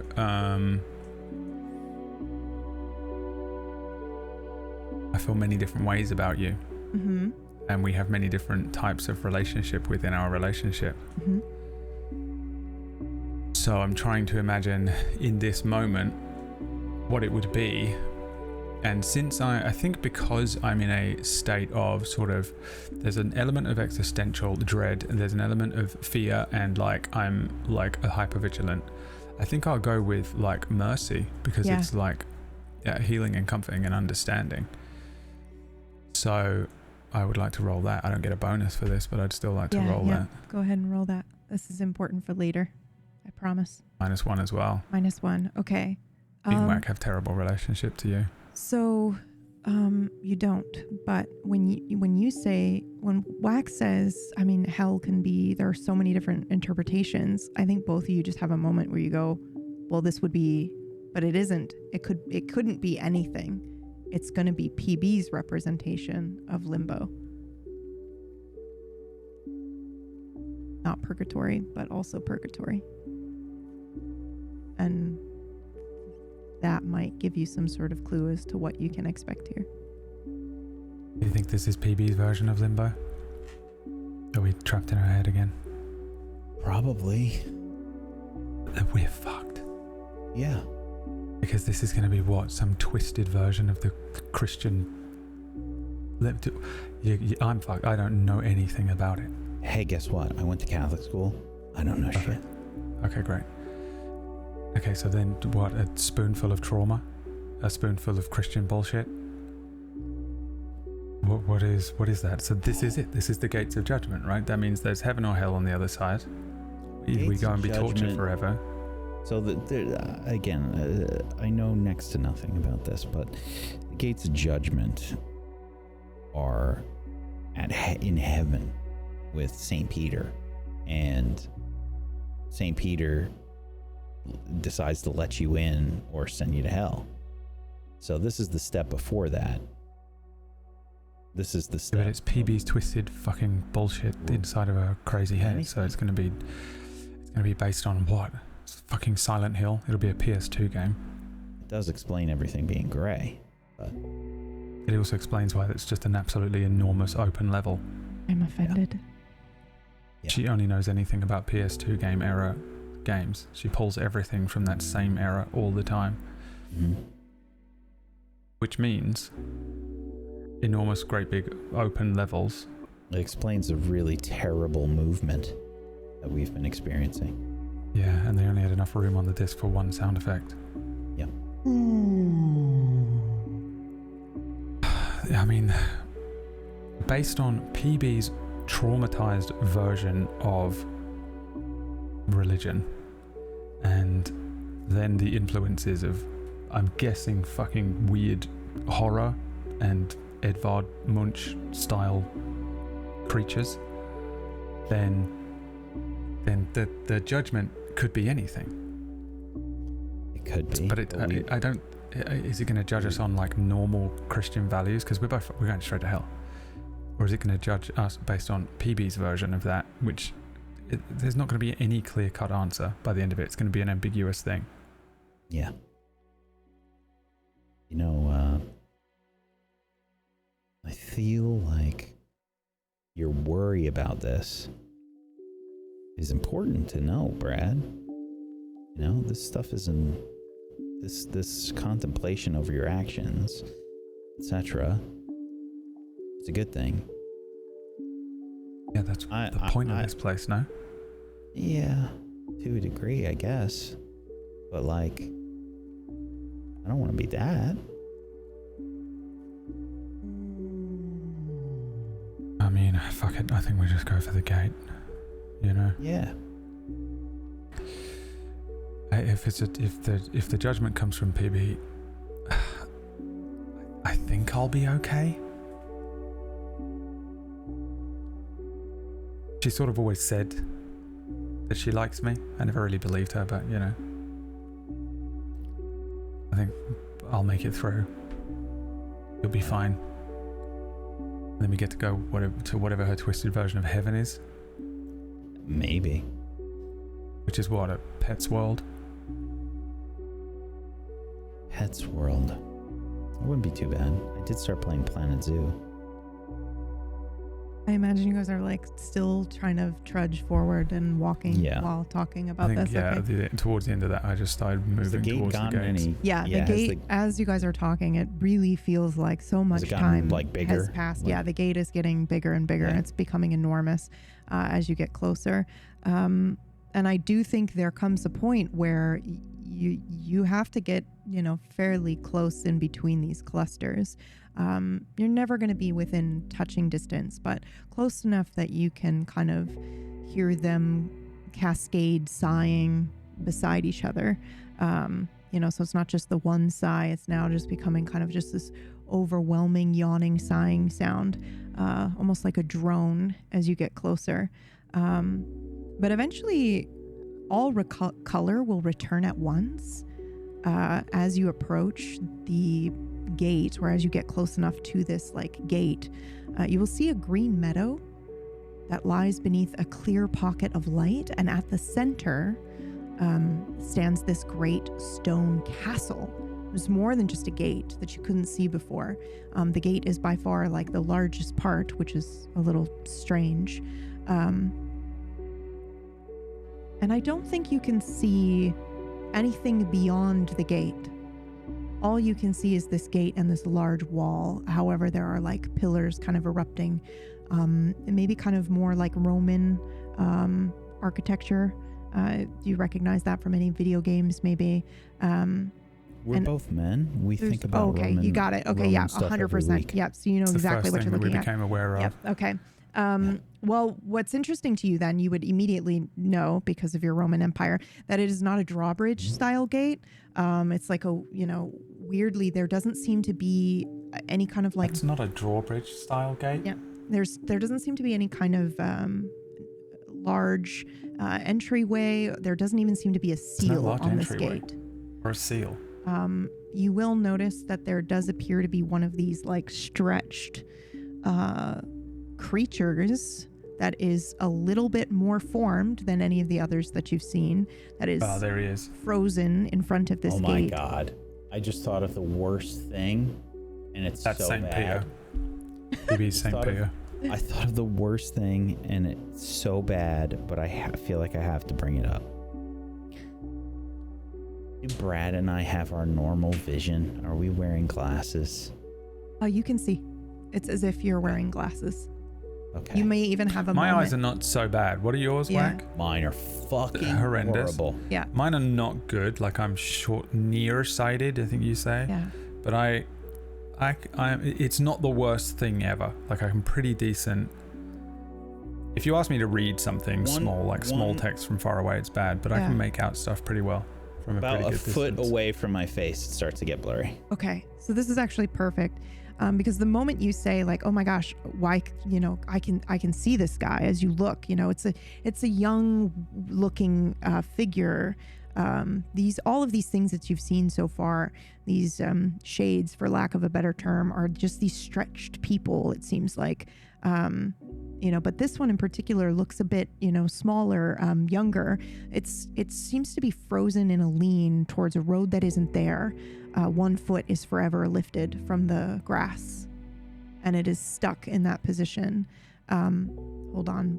But the moment, Whack, you realize that you can see this thing from that far, you go, wait a second, and you reach up to your face. You are not wearing your glasses. However, you may add an aspect that was given to you, which is I can see. And for you, it will be, while you have this, and it is temporary unless someone decides to give it to you forever. Right now you can see as if you had your glasses on. Yeah. Brad, it's like you don't have your glasses on. So for you, you can still kind of see. But yeah. I've spent more of my life not wearing glasses than wearing them. I only started wearing them, I think. Yeah. 24/7, all day. In my, when I was 30, it's only 10 years or so. Still obviously a long time, but I sometimes forget that I need them.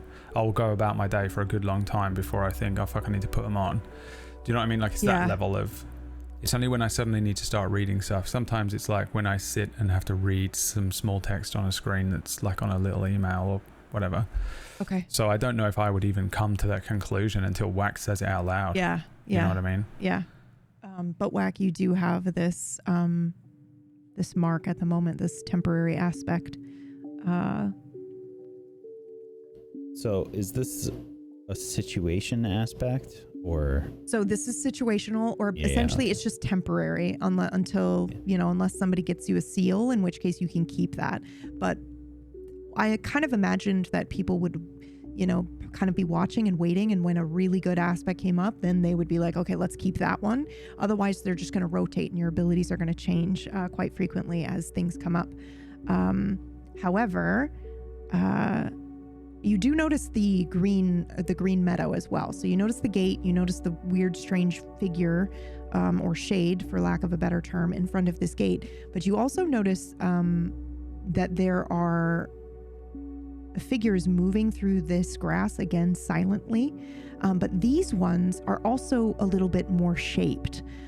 They seem to be dressed like kings, poets, warriors, scholars from any age and era, and they seem oblivious to your presence, however, but they are in this colored field, and they have slightly more form than any of these other shades and slightly more color themselves. Okay, well, I don't. The denizens of heaven. They're not attacking us or anything, so. Why do they have more shape? I don't know. Do you recognize them? Ooh, you can roll lore if you'd like. I specifically said, do you recognize them to Whack? Because I know. So I was saying I'm you can roll nearsighted. lore. Yeah, for Whack, he can roll lore if he wants. I barely recognize Whack. To be fair, if we both of us don't have our glasses on and we're both naked, we're gonna look really weird to each other. It's the only saving grace is that you don't have your. You don't. It's the only reason I'm not. Yeah. I feel slightly more comfortable. I see that. Thank you so much. And I will do that in just a moment. Ooh, we're going to switch again. Wow, we got multiple GM switches. Holy shit. That's so good. It's going to switch to Brad in a second, but also we got a temporary infernal gift to Brad here in a second. So as soon as it comes up and is applicable, we'll do that, and then we'll switch. Okay. So Whack, you go ahead and roll lore, which I think you did. No, you didn't? Okay. No, awesome. I didn't. I'm debating if I want to use my aspect or right, not. Yeah. I'm just gonna roll. I'm not gonna use it. Okay. Mediocre. Okay. The default difficulty of this space is 2. But I still think that I don't really know how much. So I know that you have not read Dante's Inferno. Correct. And I know that you have not, I don't know how much other philosophy that you've read on old school scholars that would have been referenced by Dante or anything like that. Yeah. Yeah. So I think that as you kind of are looking over these individuals, I think you do you'll notice there's a tall woman in a robe, and she seems to be reading a book that you somehow know intrinsically long ago the pages went blank and she's reading nothing. And she's standing under a dead husk of an olive tree. But you don't recognize her beyond that. You can maybe place her in some medieval painting or, drawing, stuff like that. She seems to be dressed that way. Just kind of an older time period. And the same with this other old man that's sitting at the edge of a dry fountain. You can kind of make out these elements around them, where they are. He seems to be arranging small stones into a pattern, and they collapse the moment he gets anywhere. And he goes, oh, and then continues building and does the same thing over and over again. He repeats the pattern. And then you will also... This is making me more uncomfortable. So I'm moving my pace faster. Okay, so you would like to skip the meadow and go straight for the gate? Yeah. Yeah, okay, yep. So that's fine. Brad, he doesn't seem to recognize anyone. He doesn't say anything. He just starts moving closer towards the gate. Where are you going? I don't... This is the same problem. We need to just keep moving. You think so? Yeah. You don't want to hang out with Sisyphus here? No. And you don't know who that is? Okay, no. I feel like that's a moment that you should get an ability, right? Because you just got something. You got an aspect, and we should make it relevant. But right now, in Limbo, things are a little limbo-y. So I think we should establish how we want to do this in the future. And I strongly advise that it be up to the player to make the decision in the end. Otherwise, things are going to get really dangerous later. Does You that make wanna sense? leave it up to the player? Well, I mean, we're going to work together on it, but like if I offer you like now is a good time to make an aspect out of something you just said, you can say, What no, made no, no. you think that You I name should someone do it that then? Dante names in his. That's from Dante? Yeah, Dante's Inferno. Whatever this thing is? What the poem? Yeah. Is it in a poem? But I think I know the least by far of what You Dante's do, but Inferno you is. just I think it's a happen to poem. list a name that is listed in there. I'm pretty sure. Oh, I thought Sisyphus was like a Greek god Maybe- thing. Well, but it is. So Dante's. Is that I'm what not this going to say. is? I'm not going to say anything. I'm not going to say Okay, anything I else. fucking know nothing But you about just this. It's happen to crazy. drop a name that's very important and is. Do they is, teach this in English schools? Do they teach this in American schools? How I do you have- two know about it and I don't know nothing about it? And I I've also only never read it for spoken the to anyone show. about it in my life. I only did the Okay, first part for the okay. show. You just have to be a person yeah. who knows anything Who knows about it, any yeah. literature of all time. Yep. Yeah. To answer your question, Mm-hmm. it depends on the school. I didn't really get an education on this. Yeah. I read like Okay. Paradise Lost when I was really young, but I didn't actually ever read. I have an A level in English lit, and I didn't learn anything, Oh. so that's great. That's wonderful. All right. Well. Okay, so but I think that you should get an aspect, and then I have to pass the I know what reins over to Sisyphus you. is because Mhm. I am Sisyphus. So I relate to this person, Mm-hmm. So would you like to create an aspect? but I don't know how around- you make an aspect out of that. Out of Sisyphus, the worst aspect. What is this? It's the opposite of the aspect I have of just keeping moving. Yeah. No matter what I do, I'm bound to have to not lose, but never really progress and endlessly be stuck in this loop. For me, it's an internal war that I'm Yeah. always in. What if we gave you either a temporary enhancement or a temporary buff? Because it does feel like what you just said is really important to Limbo. You know, you're feeling stuck, you're trapped in a loop, you're doing the same things over and over again. And you already have an ability that's like, just keep moving. But what if we expand on that and temporarily, unless you get a seal to mark it,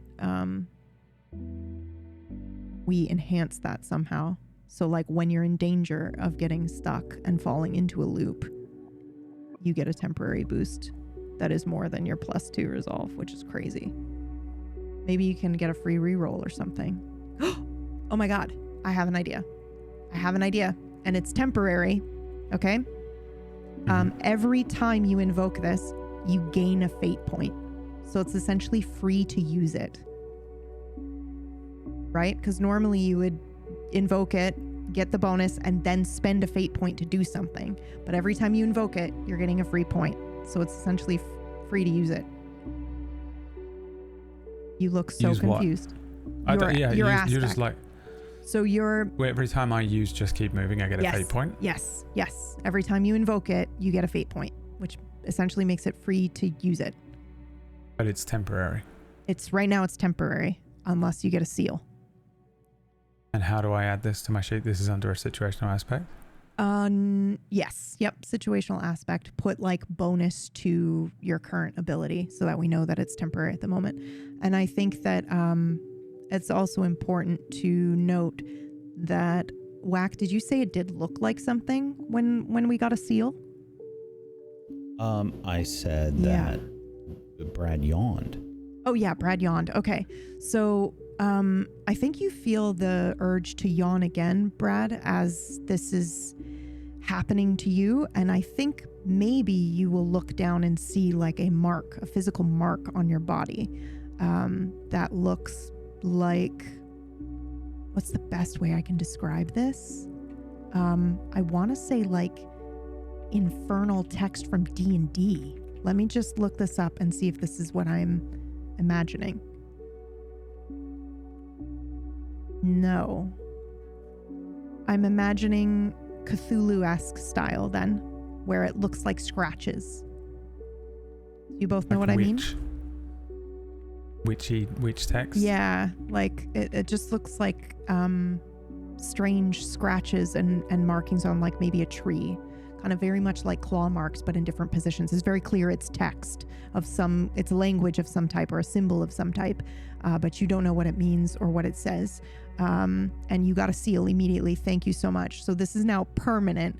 So now it will permanently just generate you a fate point. And also we got a wheel spin. Did it do Virgil's again? Do we have an unlimited amount of fate points like that we can collect, or is there a max? I'm not answering that at the moment. Okay, great. Okay, sorry. As of right now, there is not a maximum that you know of. There may be at some point. I'm so overwhelmed. But for now. Okay. Yeah, I'm trying not to overwhelm you. But it basically, Brad, when you use the ability, you then spend a fate point to do something. But now you don't have to. Essentially, you get a free point to spend on those things in the chart. When it says, yeah, you know, you're out of... Okay. Thank you so much, by the way. Okay, so that's now permanent. And we're going to switch GMs. How do we want to do this? Do we want to switch to Whack for a little bit and then Whack, you just hand it over? I thought or you do you just want to said skip we right were over? doing it. I thought we were going the same way we were doing it. Well, but we just did it again. So that's what I'm saying. Like, do we want Brad to go for a little bit and then pass it off to you? Or because it happened while I was trying to pass it over, it now goes to you? Oh, we got 2? You got 2, yeah. So how do we want to do it? Are you sure we got 2? Yeah, we did. Yep. It just rolled on Virgil's twice. I mean, whatever you want. So I feel like it should be up to Brad. How did we get 2? We didn't get enough money, surely. We did because someone just gave you your seal, which is 100, and that's a wheel spin. So it immediately gave us another wheel spin. Oh, it landed on Virgil. It spun for the 100 damnation thing. Yep. It spun for your seal, yeah. Okay.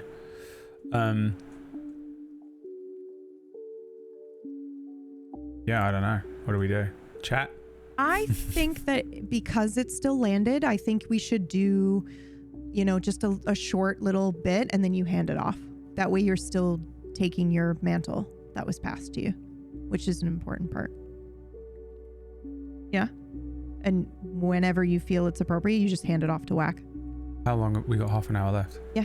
So I believe in We'll you. do 15 each. Yep. Sounds good. Unless it spins again. Unless it spins again, in which case we then have to halve it again. Yep. We do what?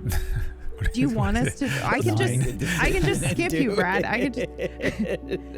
Maybe the fates were being kind and they skipped you because they know you're tired. We can just move right to Whack if you want. But whatever it's okay. we You have decide. no faith in me GMing. I'm feeling that. It's the second strike. What you? I don't mind GMing. I'm responding I don't know why to you. You think I'm. You're Okay. gonna go ahead and need to take some physical harm. I'm taking physical harm from honestly going to be thinking about this for forever. Forever. I was about to say like a whole week, and I was like, nope, that's going to be in there forever. That's in there now. I'm taking that to the gates.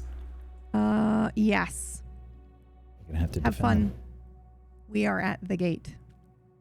Yeah, and I am talking to you, Whack, for like, you know, a moment where I say, you want to hang out with Sisyphus, and then you say no, and then PB is there in front of you. Yeah. You have these. Put my eyes up to the sky immediately. Yeah.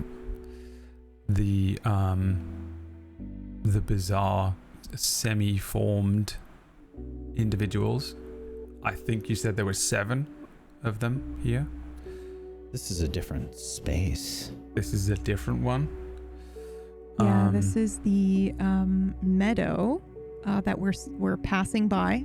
So just go ahead and minimize that whole section. We're skipping it. Literally we're at the nothing gate. in here says meadow, so that's We're at great. the gate. Yeah, well, you're not though, right? Because you were still making your way through. Because I stopped. I had no intention Right. of. I wasn't going to go forward. Right. But Whack started marching off. So you started guys marching. are separate right now. You're Oh, much okay. further apart. Because Whack started walking away, and then I wasn't walking away. Okay. So as you're separated, and you're standing in this meadow, with these individuals around you, you shift into place.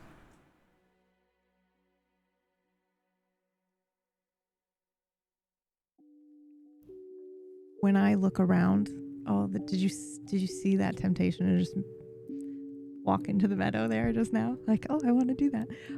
When I turn around, do I see Whack? Yeah, you're facing each other. He turns to see you. Oh, he was speaking to me. Yeah. Where are you going? We need to keep moving. Okay. If we stay still, we're going to become those things. I don't want to become that. Do you? No, I don't. Well, then let's keep moving. It's really the only thing we've got, isn't it? We have each other too. Unless we become them. They don't seem to be aware of anything going on around them. Yeah. Okay. And I will take his lead. And you make your way towards this. You finally make your way to the gate itself. Yeah. Yeah. I'm at the point now where getting to the gate is the only solace that I have.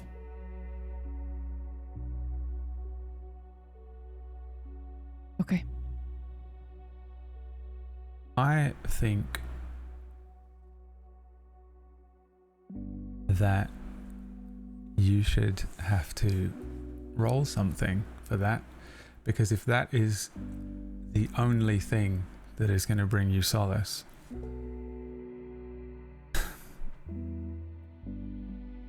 then you should have to roll something. The problem is I have absolutely no idea what this system is or what's going on. So you tell me what you think you have to roll. It's going to be one of three things: presence, resolve, or mercy. Mm-hmm. And my first instinct is that it is resolve. So I think I'll roll that. Okay. And I'm going to invoke my aspect of heightened amygdala. Something weird's going on. Why do you think something weird is going on? Well, because we had a change happen. We went from gray and now things have color and in that space, and that's the reason that you think that the gate is the only thing that's going to provide you solace? Yeah, I think that this is a temptation, effectively. I think this is a temptation with the field. Like temptation is a fucking entire realm of hell. Maybe it's one of them. Yeah. Okay, then yeah. Roll your. What were you rolling? What one? Resolve. Okay. And let's see. This aspect gives me what? +2. So the aspect you can choose.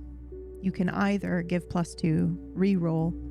Let me open the thing. All right, so I will roll give and an then ally choose.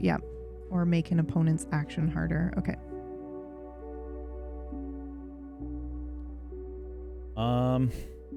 Yeah, I'm just gonna add a +2 to that and make it hopefully a success. That is technically the default, unless Brad has added the default for this area. And I realize I didn't write that down, I don't think, anywhere in the notes, but it's in a hidden section of the handouts. So my apologies for that, guys. But yeah, difficult. Yeah, I didn't want to spoil you.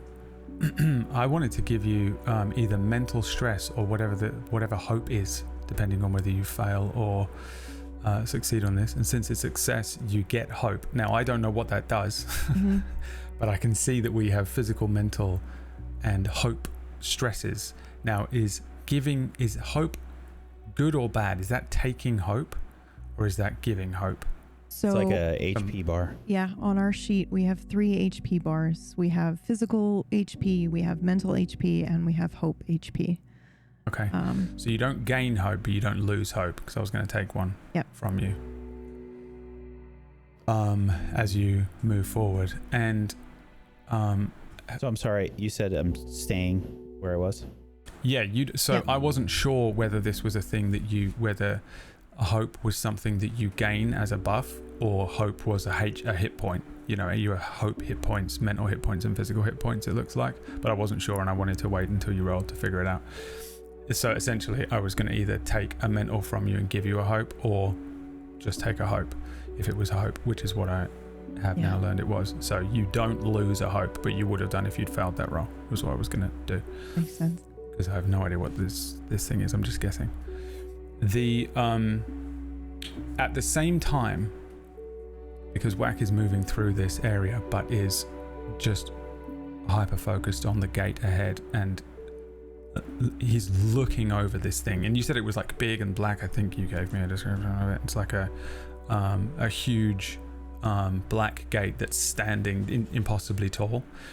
Now that you are moving towards it, Whack, and that sensation of like, I have to get to this gate because it was the thing that is going to provide me with solace. It's the one thing that's going to allow me to maybe feel at peace in some way, or give me at least answers. I think for you, there is a little more color that is beginning to filter in with every step as you get closer and closer. But PB, I want to know what you're doing in this moment as well, because he's striding forward basically. Yeah. I think so. I told myself that if this happened at this juncture where I switched and became the GM, that I was going to follow the lead of whoever else was in the party, just because I have some knowledge, some excess knowledge.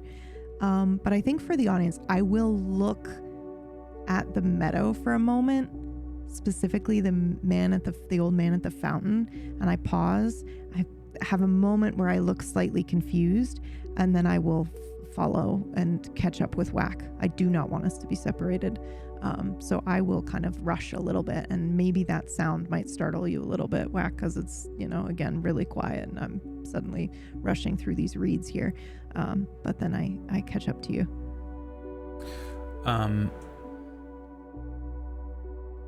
What are you thinking? How are you feeling? I'm feeling really scared, because I didn't want to not be GMing at this point. Okay, so I've ruined the entire thing. No, that's not what I mean. That was the third one. No, what I mean is, let me clarify, just so you don't go away. Yeah, in character, you wanted to be GMing this, not dreaming it or experiencing it for real. No, it should be it's me more and Whack going through the story.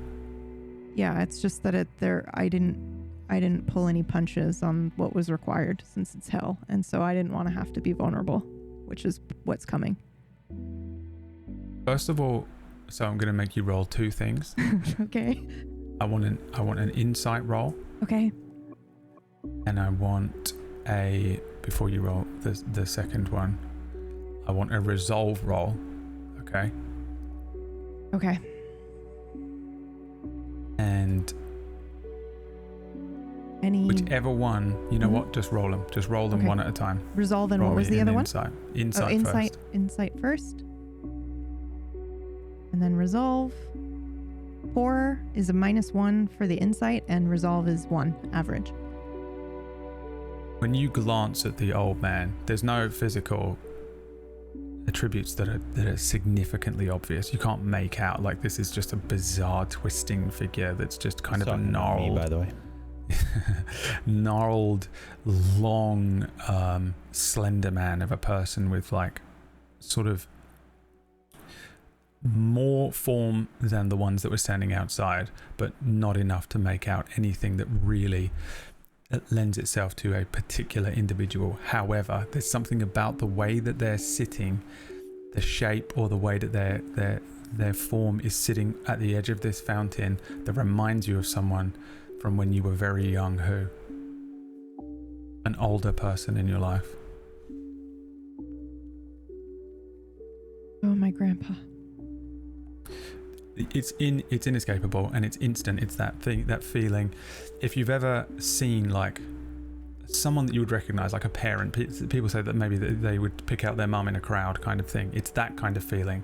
There's nothing that really obviously makes out that this is your grandpa. I think it's just a sense of feeling and recognition.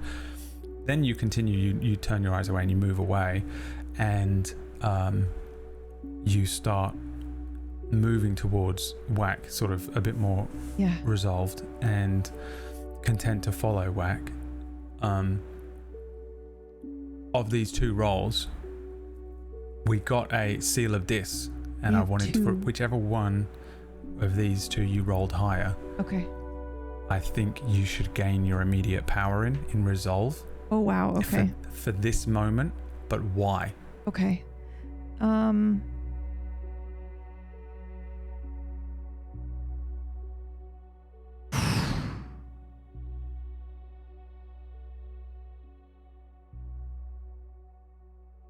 If I'm being very honest and reflective, it is because I was judgmental of my grandfather, because I thought that he was just going through the motions and staying with someone he wasn't in love with.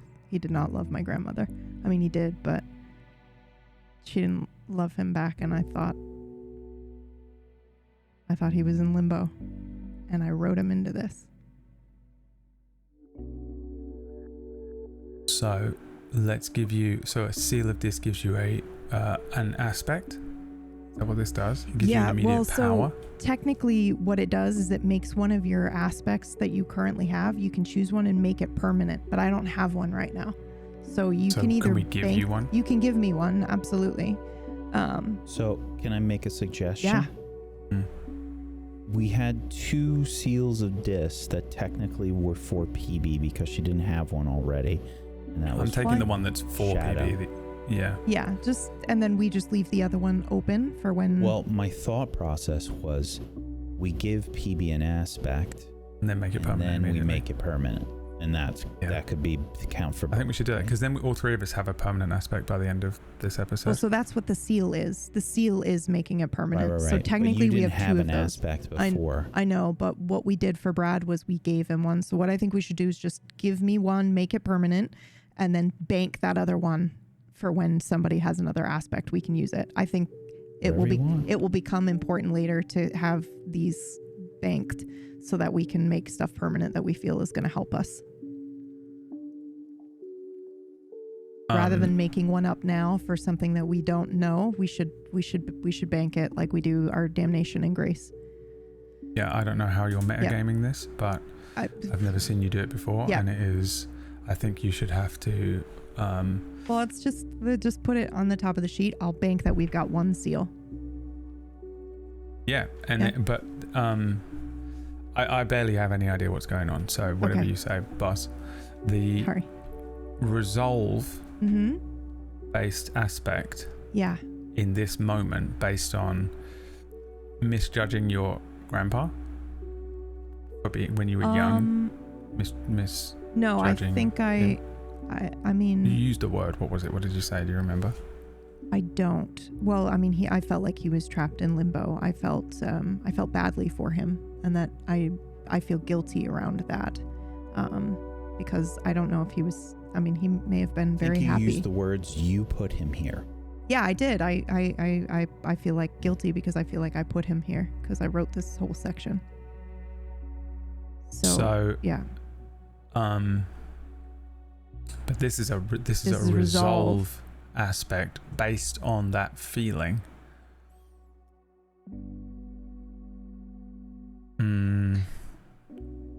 Okay. I mean, I have an idea, but it could be too strong. No, go ahead. I was gonna. Have you read the notes? Because I didn't. No, I've fucking read nothing. Okay, I didn't pull any punches, so you're I gave good. up. Go ahead. I gave up reading the notes and just decided to wing it. What's your I tried suggestion? to learn the entire system and read all of the notes, and realized when you two did it in 1 second that it's literally something I cannot do, and went, well, then I'm not going to try and be you. I'm just going to be me. Okay. And I'm just going to GM this until next week when I've had a week to read it. Yeah. That was part of the experiment. Sorry, I think that and this is why I think that this is very anti-PB, but maybe in these final moments before this purgatorial looking judgment gate, you actually do get some resolve to feeling guilt. It's taken you your entire fucking life, but finally, when you feel those rising sentiments of guilt, or those pangs, or those, you know, self-deprecating moments where you feel guilty for something that was very obviously out of your control. I know that you're saying that you feel guilty because you wrote him into this thing, but I feel guilty for judging him as well. Like, I don't know. Judging, that's what you said. You said yeah. you judged him I when did. you were younger. Yeah. And I think that these things, you know, there's a lot, people have a lot of things to feel guilty about, and I think some of us feel guilty for things that were completely out of our control. Yeah. And also there are things that are in our control that we don't need to be feeling as guilty about as we do. And we've probably been torturing ourselves and hindering ourselves so much throughout our lives. But finally, slowly over the course of your life, you have maybe learned some resistance to it. And I think if you feel guilty about something, or if something in this process, whatever the fuck is going on, inflicts feelings of guilt in an effort to weaken you, or if you maybe feel those things, you can roll a resolve to become resistant to it. Yeah. Okay. You know, if it was poison damage in D&D, you would gain resistance to to guilt. Oh my god, that's crazy. Are you that's sure why I you know said what it would be you're OP. doing? Yeah, it's a little OP, but But is it OP? think Because I if the will- one thing you've been torturing yourself over throughout your entire life, Yeah. you know, it's the one thing you know. I think Do you think you know guilt? yes. Do you think you know it intimately? Yes.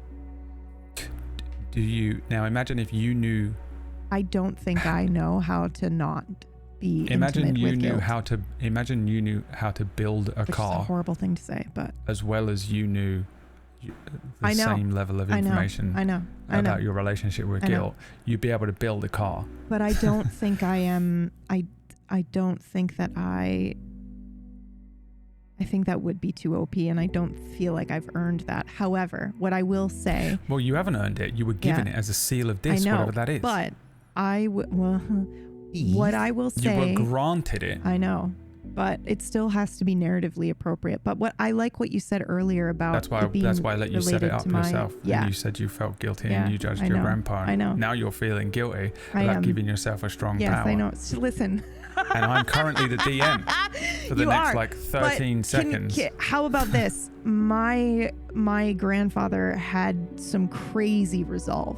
He was in World War II. He had cancer twice. Like, he has a constitution, like the most mental fortitude of anyone I've ever met in my life.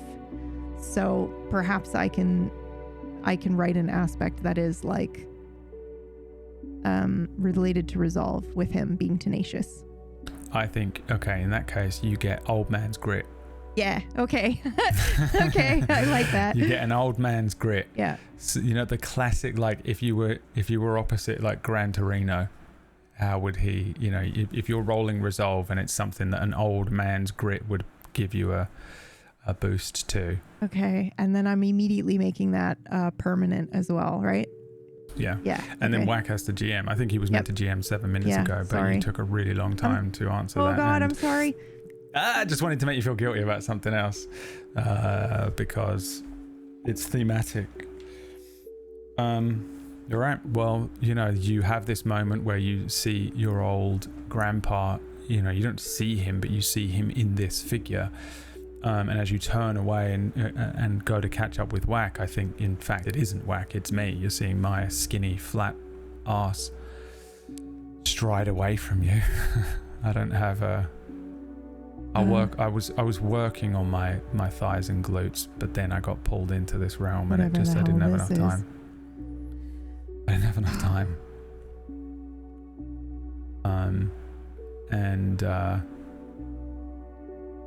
Yeah, I probably spin back to see if you're catching up, which you are. Hey. And now it's Whack's ship. Very well. The black gate lies before you. It cuts into the wall like a wound cut into the stone, vast enough to swallow the field behind you. Its doors stand closed and seamless. their surface drinking what little light reaches them. A shade, slightly more formed than most others you've seen, leans towards a road that is not there, 1 foot forever lifted from that silver grass.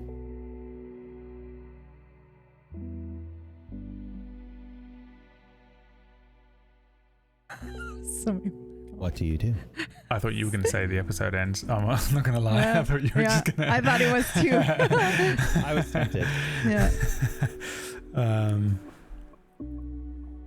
Well, I think me and Whack had quite a singular focus of getting here. I don't think I pinned all of my hopes and dreams on getting to this gate, but I did decide, fuck it, let's head on over and get to it. So for me, I stride up to it. It's just a gate. It's closed.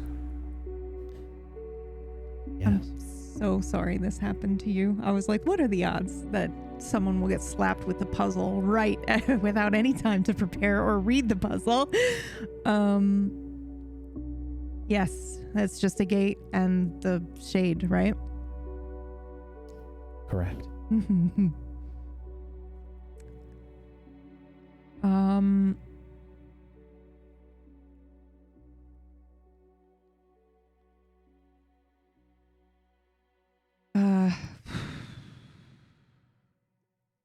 Can I roll for memory? Why would you want to roll? Because I want to know how much of my own brain I can use to help Brad with this. If I should just Help me with what? what is about to happen, because I kind of wrote it. So I'm wondering, like, is it more fun to allow that meta to be in here because that's the purpose of what we're doing here, or do I just go without it and pretend like I don't have I'm drawing on it? the very strength of the fact that I am a naked man to push these doors open like Clive does every single door in Final Fantasy 16. Okay, go ahead. That's my approach to this, but Yep. I don't know what you're doing.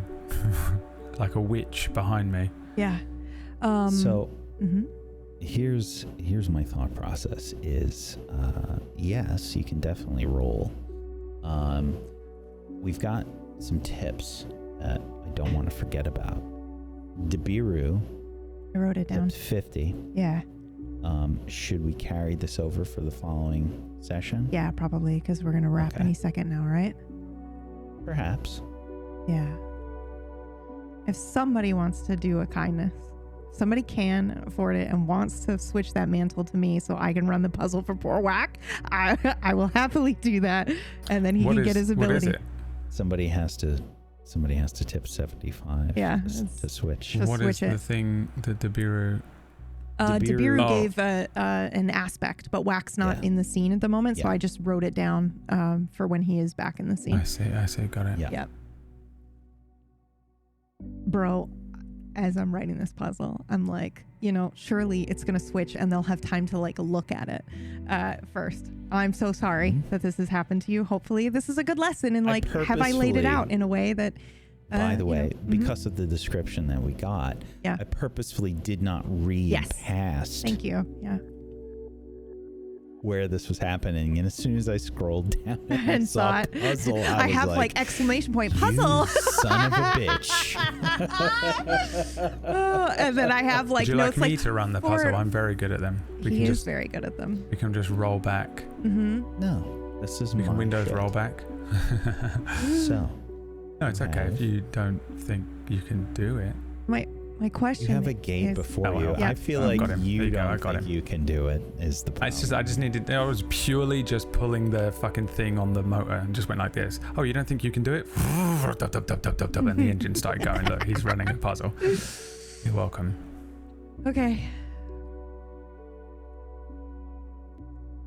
What My- is the puzzle? You guys my- keep talking about a yeah, puzzle. You my- think I've read my- the notes? We I've don't closed know everything. yet. Well, so We don't know well, yet. You're well, gonna have he to is find trying to out. open the door using I'm himself. pushing on the gates. Oh, The thank gates are here. God. I'm doing the Clive Somebody did Rossfield it. thing of I pushing can the take gates over the open. puzzle if you want, Whack. Somebody going did through. it. Yes, please. Yeah, What okay, the fuck? okay. Brad, you. Somebody tip another yeah. 75. No, please. don't do it. Don't do it. Don't do it. Let me take over. Let me take over. Let me Let me do it. Let me.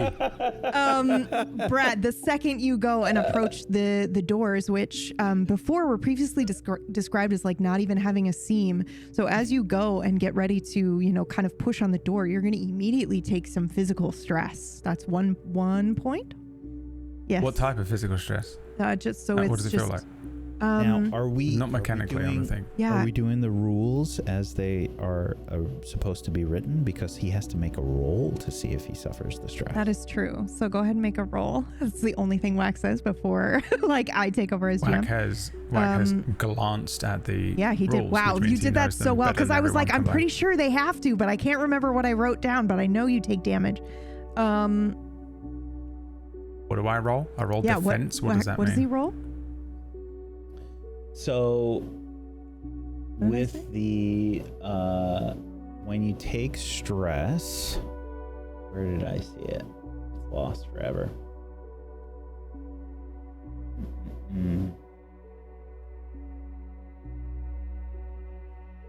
I don't remember where I saw it, but it was. I definitely have a note in taking here around harm. the puzzle. That's what it is. Oh taking yeah, but harm. it's not around necessarily taking harm because the puzzle. Okay. The puzzle very specifically says you just take 1 damage if you try to brute force this. Okay. So each failed or avoided thing causes random stress equal to the number of failures so far. 1, then 2, then 3, so on. So the first time you try, you take 1 stress. You can absorb it however you like. So you can absorb it with physical, you can absorb it with mental, you can absorb it with hope. But I'm assuming because you're physically pushing the Physical pussy. yeah, pussying. The first time, it's going to be a physical response. I will say you don't feel any pain when this happens. It's more like exhaustion maybe kind of overwhelms you for a moment. Then you will notice you've kind of taken harm, and however you want to interpret that, you can only do so much. And I don't get to defend against it. You do not defend against the gate, no. Okay. I jump back from it and say, don't touch that. Could have imagined. It's a gate. Right. How else do I'm you gonna get look through around. gates? I'm gonna look around. Is there some Yeah. switch or something? There's no switch, but there is one shade-ish thing that is right kind of in front of or next to the gate. The one with the lifted foot. And then I'm gonna say maybe we talk to it. You want me to talk to it? I got it. I'm gonna walk closer to the shade, and I'm gonna say, "Hi, do you speak?"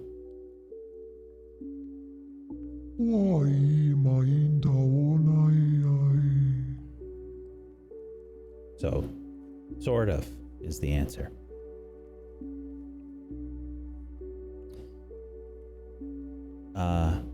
Do you know how we can get through the gate?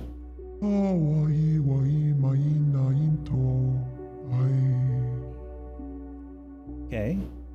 What the fuck is that? Mesopotamian? Is that an actual language or is it? I think it's We do- Simlish. Okay. Okay. Well, pushing it. Now we can make a roll if you'd like. Either one of It you. is Mesopotamian. Insight, please. Wax talking to it, so you should Or roll it. presence. I will do this. Both of you need to roll. Just pick one. Yeah. Okay. Okay. Sorry. I'm not talking to it. I'm just there, so I'm gonna roll presence. I'm gonna roll Insight insight. also works. Yeah. Insight or presence works. And let me know what you get. It's incredibly difficult to succeed, which is why Fair. I'm having you both roll. Great. Wow, that's fantastic. Okay, so then as you hear this creature speaking in whatever weird language it's speaking in, and Brad said, "What is that?" You will then see something etched onto the gate It's very large, and it says, I was meant to, followed by an ellipsis. I was meant to. Exactly. And now we begin the puzzle with 3 minutes We got left. 75. Did we really? No. No, okay. I was like, whoa, that's fine. Just let me explain the puzzle and then we can switch. It doesn't matter. Okay. So in my notes, it says read to players or let them suffer. You choose. So I will read it just in case we switch again or, pick up where we left off next week. The way you do notes is crazy. I know. Is this how you do notes for yourself? No, or is this it's how not. You tried to do notes I tried to do notes so to that make other it people so can you read guys could read it. Yeah, it's crazy. I spent so much time just like, what do I need to write this down, and stuff I would never write down that I did write down because of the switching. Each shade is bound to one hidden skill. So here we have this description. I will read it to you again. A young figure leans toward a road that is not there, 1 foot forever lifted from the silver grass. You may test up to 3 skills, and I will tell you whether you are hot, warm, or cold based on how closely it relates to their unfinished sentence. You may ask what any skill means before choosing, but there's also the handout as well. After your 3 tests, you must use what you have learned to finish the shade's sentence, or they are forever in limbo. It will always be in 2 parts. Their confession, followed by the shameful truth they cannot admit. Oh, fuck. We have to guess their thing? I was meant to. Oh, fuck. At any time, and only because you said we have to guess theirs, at any time, you may give one of your own. But it has to be real. You may answer the sentence, I was meant to, with your own shameful admission as well. But you can also just play the hot and cold I game. know it has to be a shameful thing. Yes. Innately. Yeah. And It I has know to that be- this thing, I can have give you to an guess example, this yeah. thing's, I have to guess this thing's shameful admission. Yes.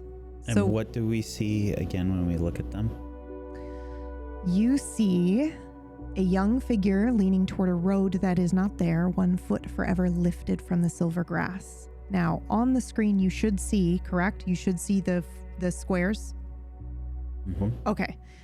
So we can play hot and cold, and you can guess. You can say, like, you can pick one, and then I can tell you whether you're warm, cold, or hot. It is not a game of... Wait, what do we see?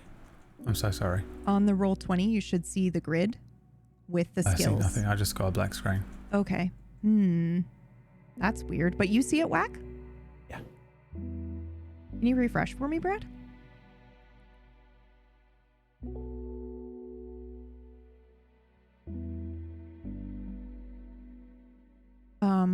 Okay, awesome. So you can pick a skill, and then I will tell you whether you're hot or cold. I just want you to know it's not like a video game. It's not positionally hot and cold. So if you pick something and it's warm, it doesn't mean the hot thing's immediately next to it. It's based on context. So everything we've been doing up until this point, mercy can be related to violence. Mercy can be related to insight. Like it's based on context on the shade that you're looking at. So it's a little tricky. Oh, look at Whack. This thing is PB? Are all of these things different parts of PB? I don't know. We have to figure out all of PB's shames. This is going to be the easiest thing in the world. This thing's got a foot up and it's about to walk to the road. I was meant to stay. I mean, I know what the answer to this is, but I don't know if I can say it on stream. I don't know where the line is, so I can't remember if this is public knowledge. I think it is. Just write it in the Discord. And, all right. Can I guess it? Do I guess in here, PB? Yeah, if you want. But wait, no, this isn't the game. The game is I have to figure it out by playing hot or at cold any time, with the buttons on the door that say agility, body, guile, insight, law, mercy, presence, resolve, and violence. So basically those are clues, but you may answer at any time by naming both the shade's desire and shameful admission.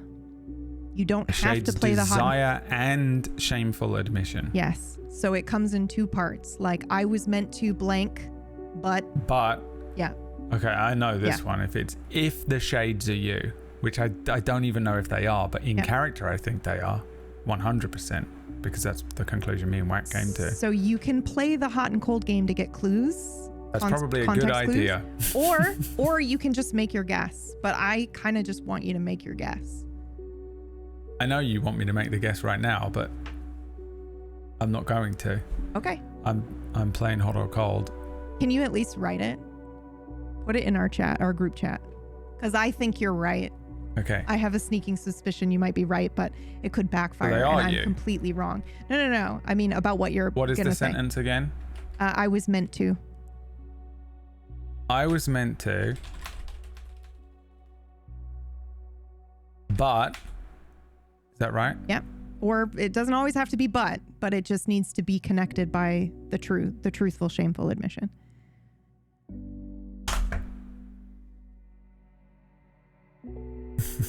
Okay. All right. You want to play hot and cold, or do you want I to say can't that out remember if loud? this is public knowledge. Yeah, that's fine. It is public. I've said this I think before. you've said I it. think I've it said is. it before. Yeah. So you can say it if you'd like.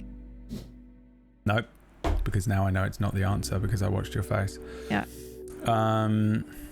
So they're not you, and this is just a generic puzzle, which means we have to play hot and cold. Chocobo hot and cold. It's hot and cold, or your own admission. But if it's my admission, Yeah. So if I were there and I said what you just typed, you'd get through. We'd get through. Yeah. I mean, I could say that, and also and get through. That's true for me as well. Would you like to say it out loud? Nope. Okay. I'm playing the game for real. I mean, this is part of the game for real. You get to do either option. Literally, I put the hot and cold game in here and the shades having their own answer in here in case we decided to pussy out and not be vulnerable live on stream. But you can do either. No, because you pussied out first because they're not Yeah. aspects of you. So you pussied out first by not letting that be the answer, which it should be. And Somebody didn't read the notes. I didn't read nothing. I don't know what the fuck anything's going on. I'm not doing this. I'm not Okay. cheating. You two are Yeah, yeah, cheating. What do you mean cheating? He means reading the I'm not notes. reading Yeah. I don't know Yeah. what I mean, but Yeah. here's what it is. Uh-huh. You're cheating. Yeah. You two are cheating, and I'm playing it for real. And I'm going to win this game He's been without telling me cheating. what to do this entire time. Yeah. Yeah, I have- because you've read the notes. the and you notes. understand. Yeah. You understand how this fate system works within 1 second. Okay, how does hot and cold work again? I'm sorry. We have to. You choose a skill, and then I tell you whether you're warm, hot, or cold based on I'll go first. how closely Yeah. it relates to the shameful thing or the admission. So again, I it's feel not like based on proximity on the grid. That's really important. Yeah. I'm gonna say resolve based on the fact that this shade has,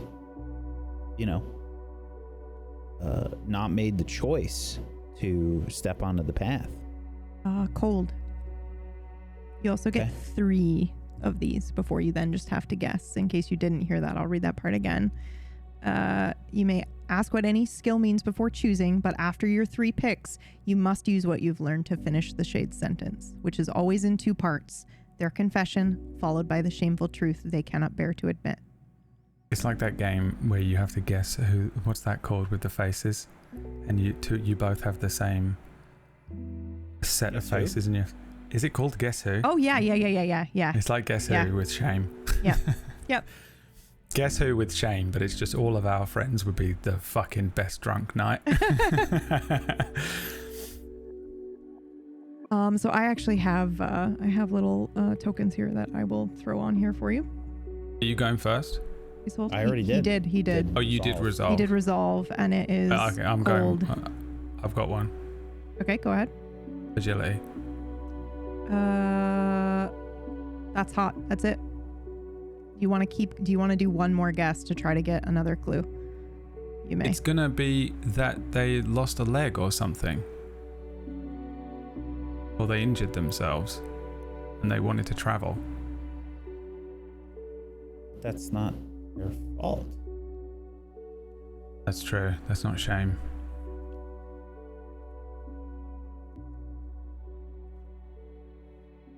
I forgot it was shame.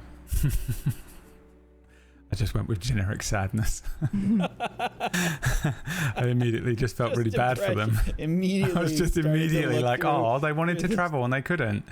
Because agility was right. I was curious because he's not got one leg. He's holding one leg up, did you say? I'm sorry, can you say it again? Yep. A young figure lower. Oh, is wrong one. I just started to read. A young figure leans toward a road that is not there, 1 foot forever lifted from the silver grass. Oh fuck, there's gonna be more of them. Yeah.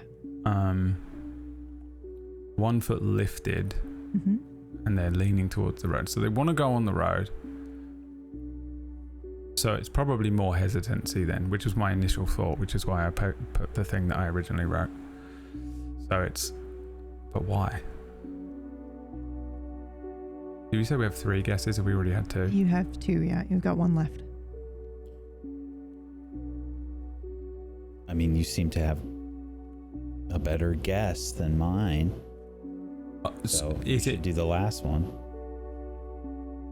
I'm not really sure. I just figured that it has to be agility because they've lost a leg. But I have no idea what the other one would be.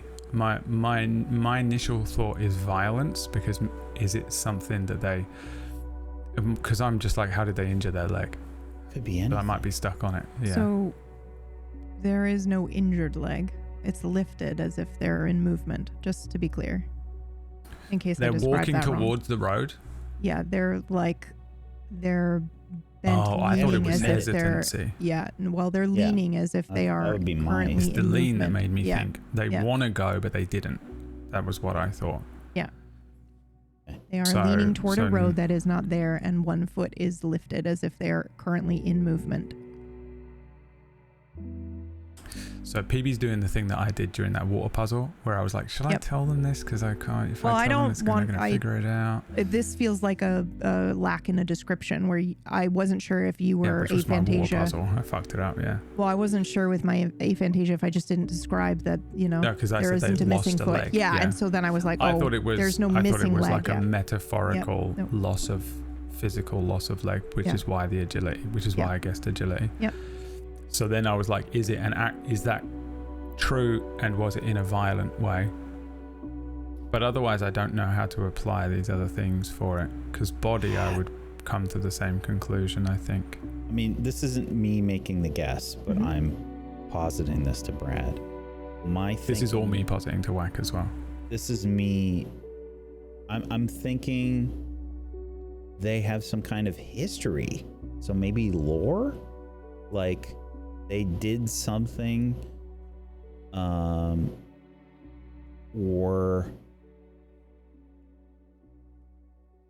I don't know. It could be, I feel like it could just be anything. It's so hard. This is, yeah. It's too...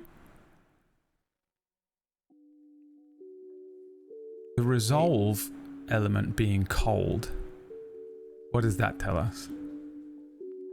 It means they didn't resolve fear, temptation, themselves. despair, possession, mental attacks. So it wasn't any of those things. Right, so they didn't come agility to is any associated resolute with choice. running, climbing, dodging, balance, and quick movement. Which I think is just, I think we get agility from its body, which is why I guessed it, just to be sure.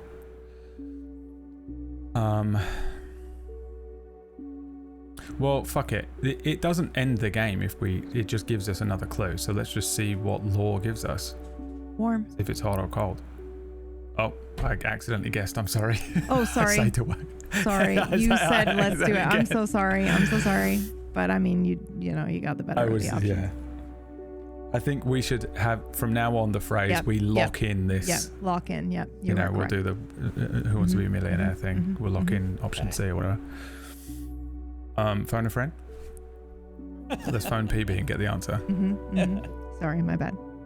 Now, when I don't remember if you described this or not, because there was a lot of terminology thrown around and I lost track. Did you say that there was a physical closeness to warm and cold on the board? It is not physical. It's relational to context. Yep. Okay. Yeah. So wait, what is law? And there's only one history, hot. religion, magic, monsters, and the laws of hell. Religion, dude. It's basically our religion, but it's more than just any one particular religion. It's mythology. It's anything. I tried to give us an equivalent skill from D&D. Is it someone I was meant to... I don't know how simplistic this is. Like I was meant to be religious and stay in my small religious town, but I ran away. You know? And again, I'm positing to whack. I know. I've learned my lesson. Sorry. I just don't know. I feel like it could Is it be as anything. simple as that? I don't know if I can associate anything that what we've been presented with. Because I'm just like, we're in purgatory. Religious shame being the first question that comes up would make sense. A lot of people have shame over those, of being, you know, brought into particular religions at birth or whatever. That's how I've always. And what are our options from here? Because that was our third guess. Now I just have to you guess. must finish the sentence. If we can't do it, we have to trade our own shame to get through.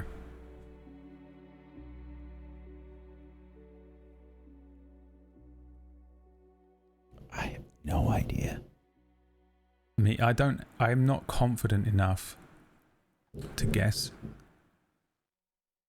And I don't mind offering up a shame. And I'd fully turn to whack completely naked and say, at this point,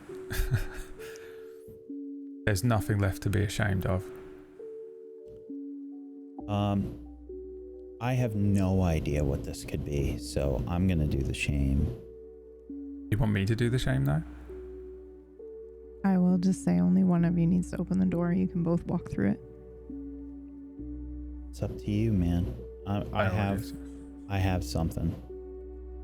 Oh great, go for it. I mean, I've got plenty. I could endlessly play this. I would get through 100 doors with my shame. So just do. If you want to throw one in. Yeah. Now, do we have to word this in a specific way? I was meant to blank. Okay. And I was meant to become an artist and finish college, and everyone counted on me to do that. But I experienced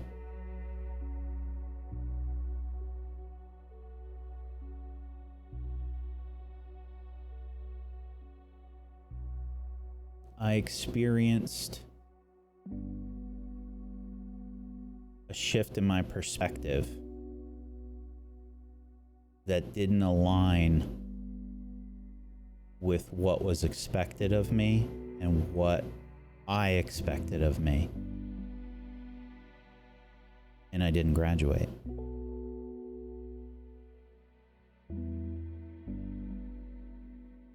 And you feel ashamed of that? Oh yeah. But why? Because my family invested not just money, but faith in me to do that.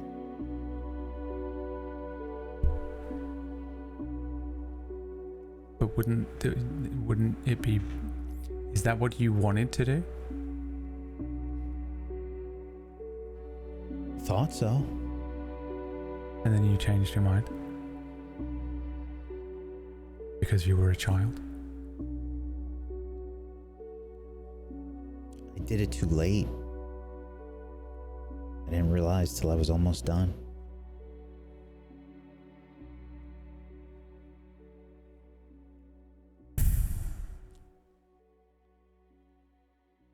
The door gate opens with a long stone groan that is so incredibly loud in this space. Beyond it, a narrow passage that leads directly to another wall and another closed gate. However, this one is ever so slightly smaller, with another figure standing in front. We have to. The gate opens to walk through to another one. Yeah. I put my arm around Whack as we walk through, and I say, "By the way, you did become an artist."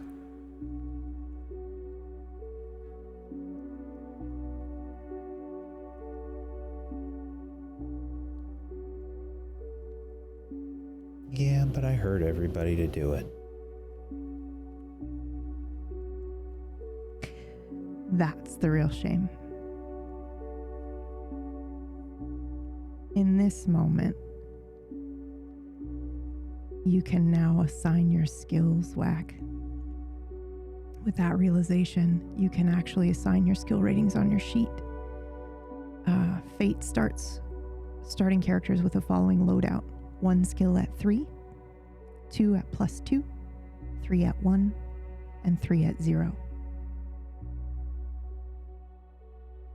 The young figure in front of the gate suddenly morphs into a younger version of me. Lowers her foot down at last, turns to you and says, "I was meant to stay and protect my family, but I only saved myself." And walks through the gate.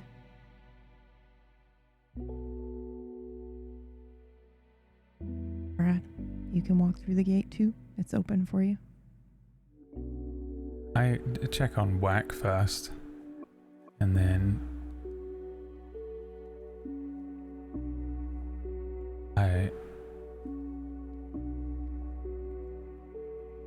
I point at the young PB and say, "She stole that one from me, by the way."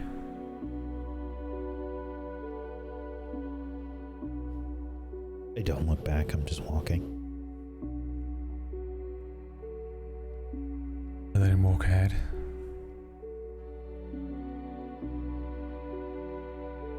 And he goes through. Yeah, Whack goes through and the other figure goes through as well. She stays there, No, she goes through. but when she makes it through the gate, she remains with us. Yeah. As if she's heading to the next gate.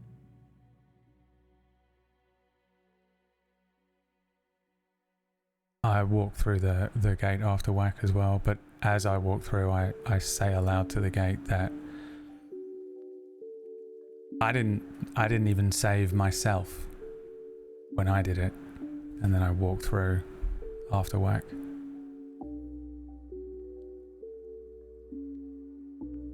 The door closes behind us without a sound, and from beyond we feel the first true wind we've felt in Limbo, and on it is carried some laughter, distant pleading, voices caught in endless motion, and behind us, Limbo returns to silence.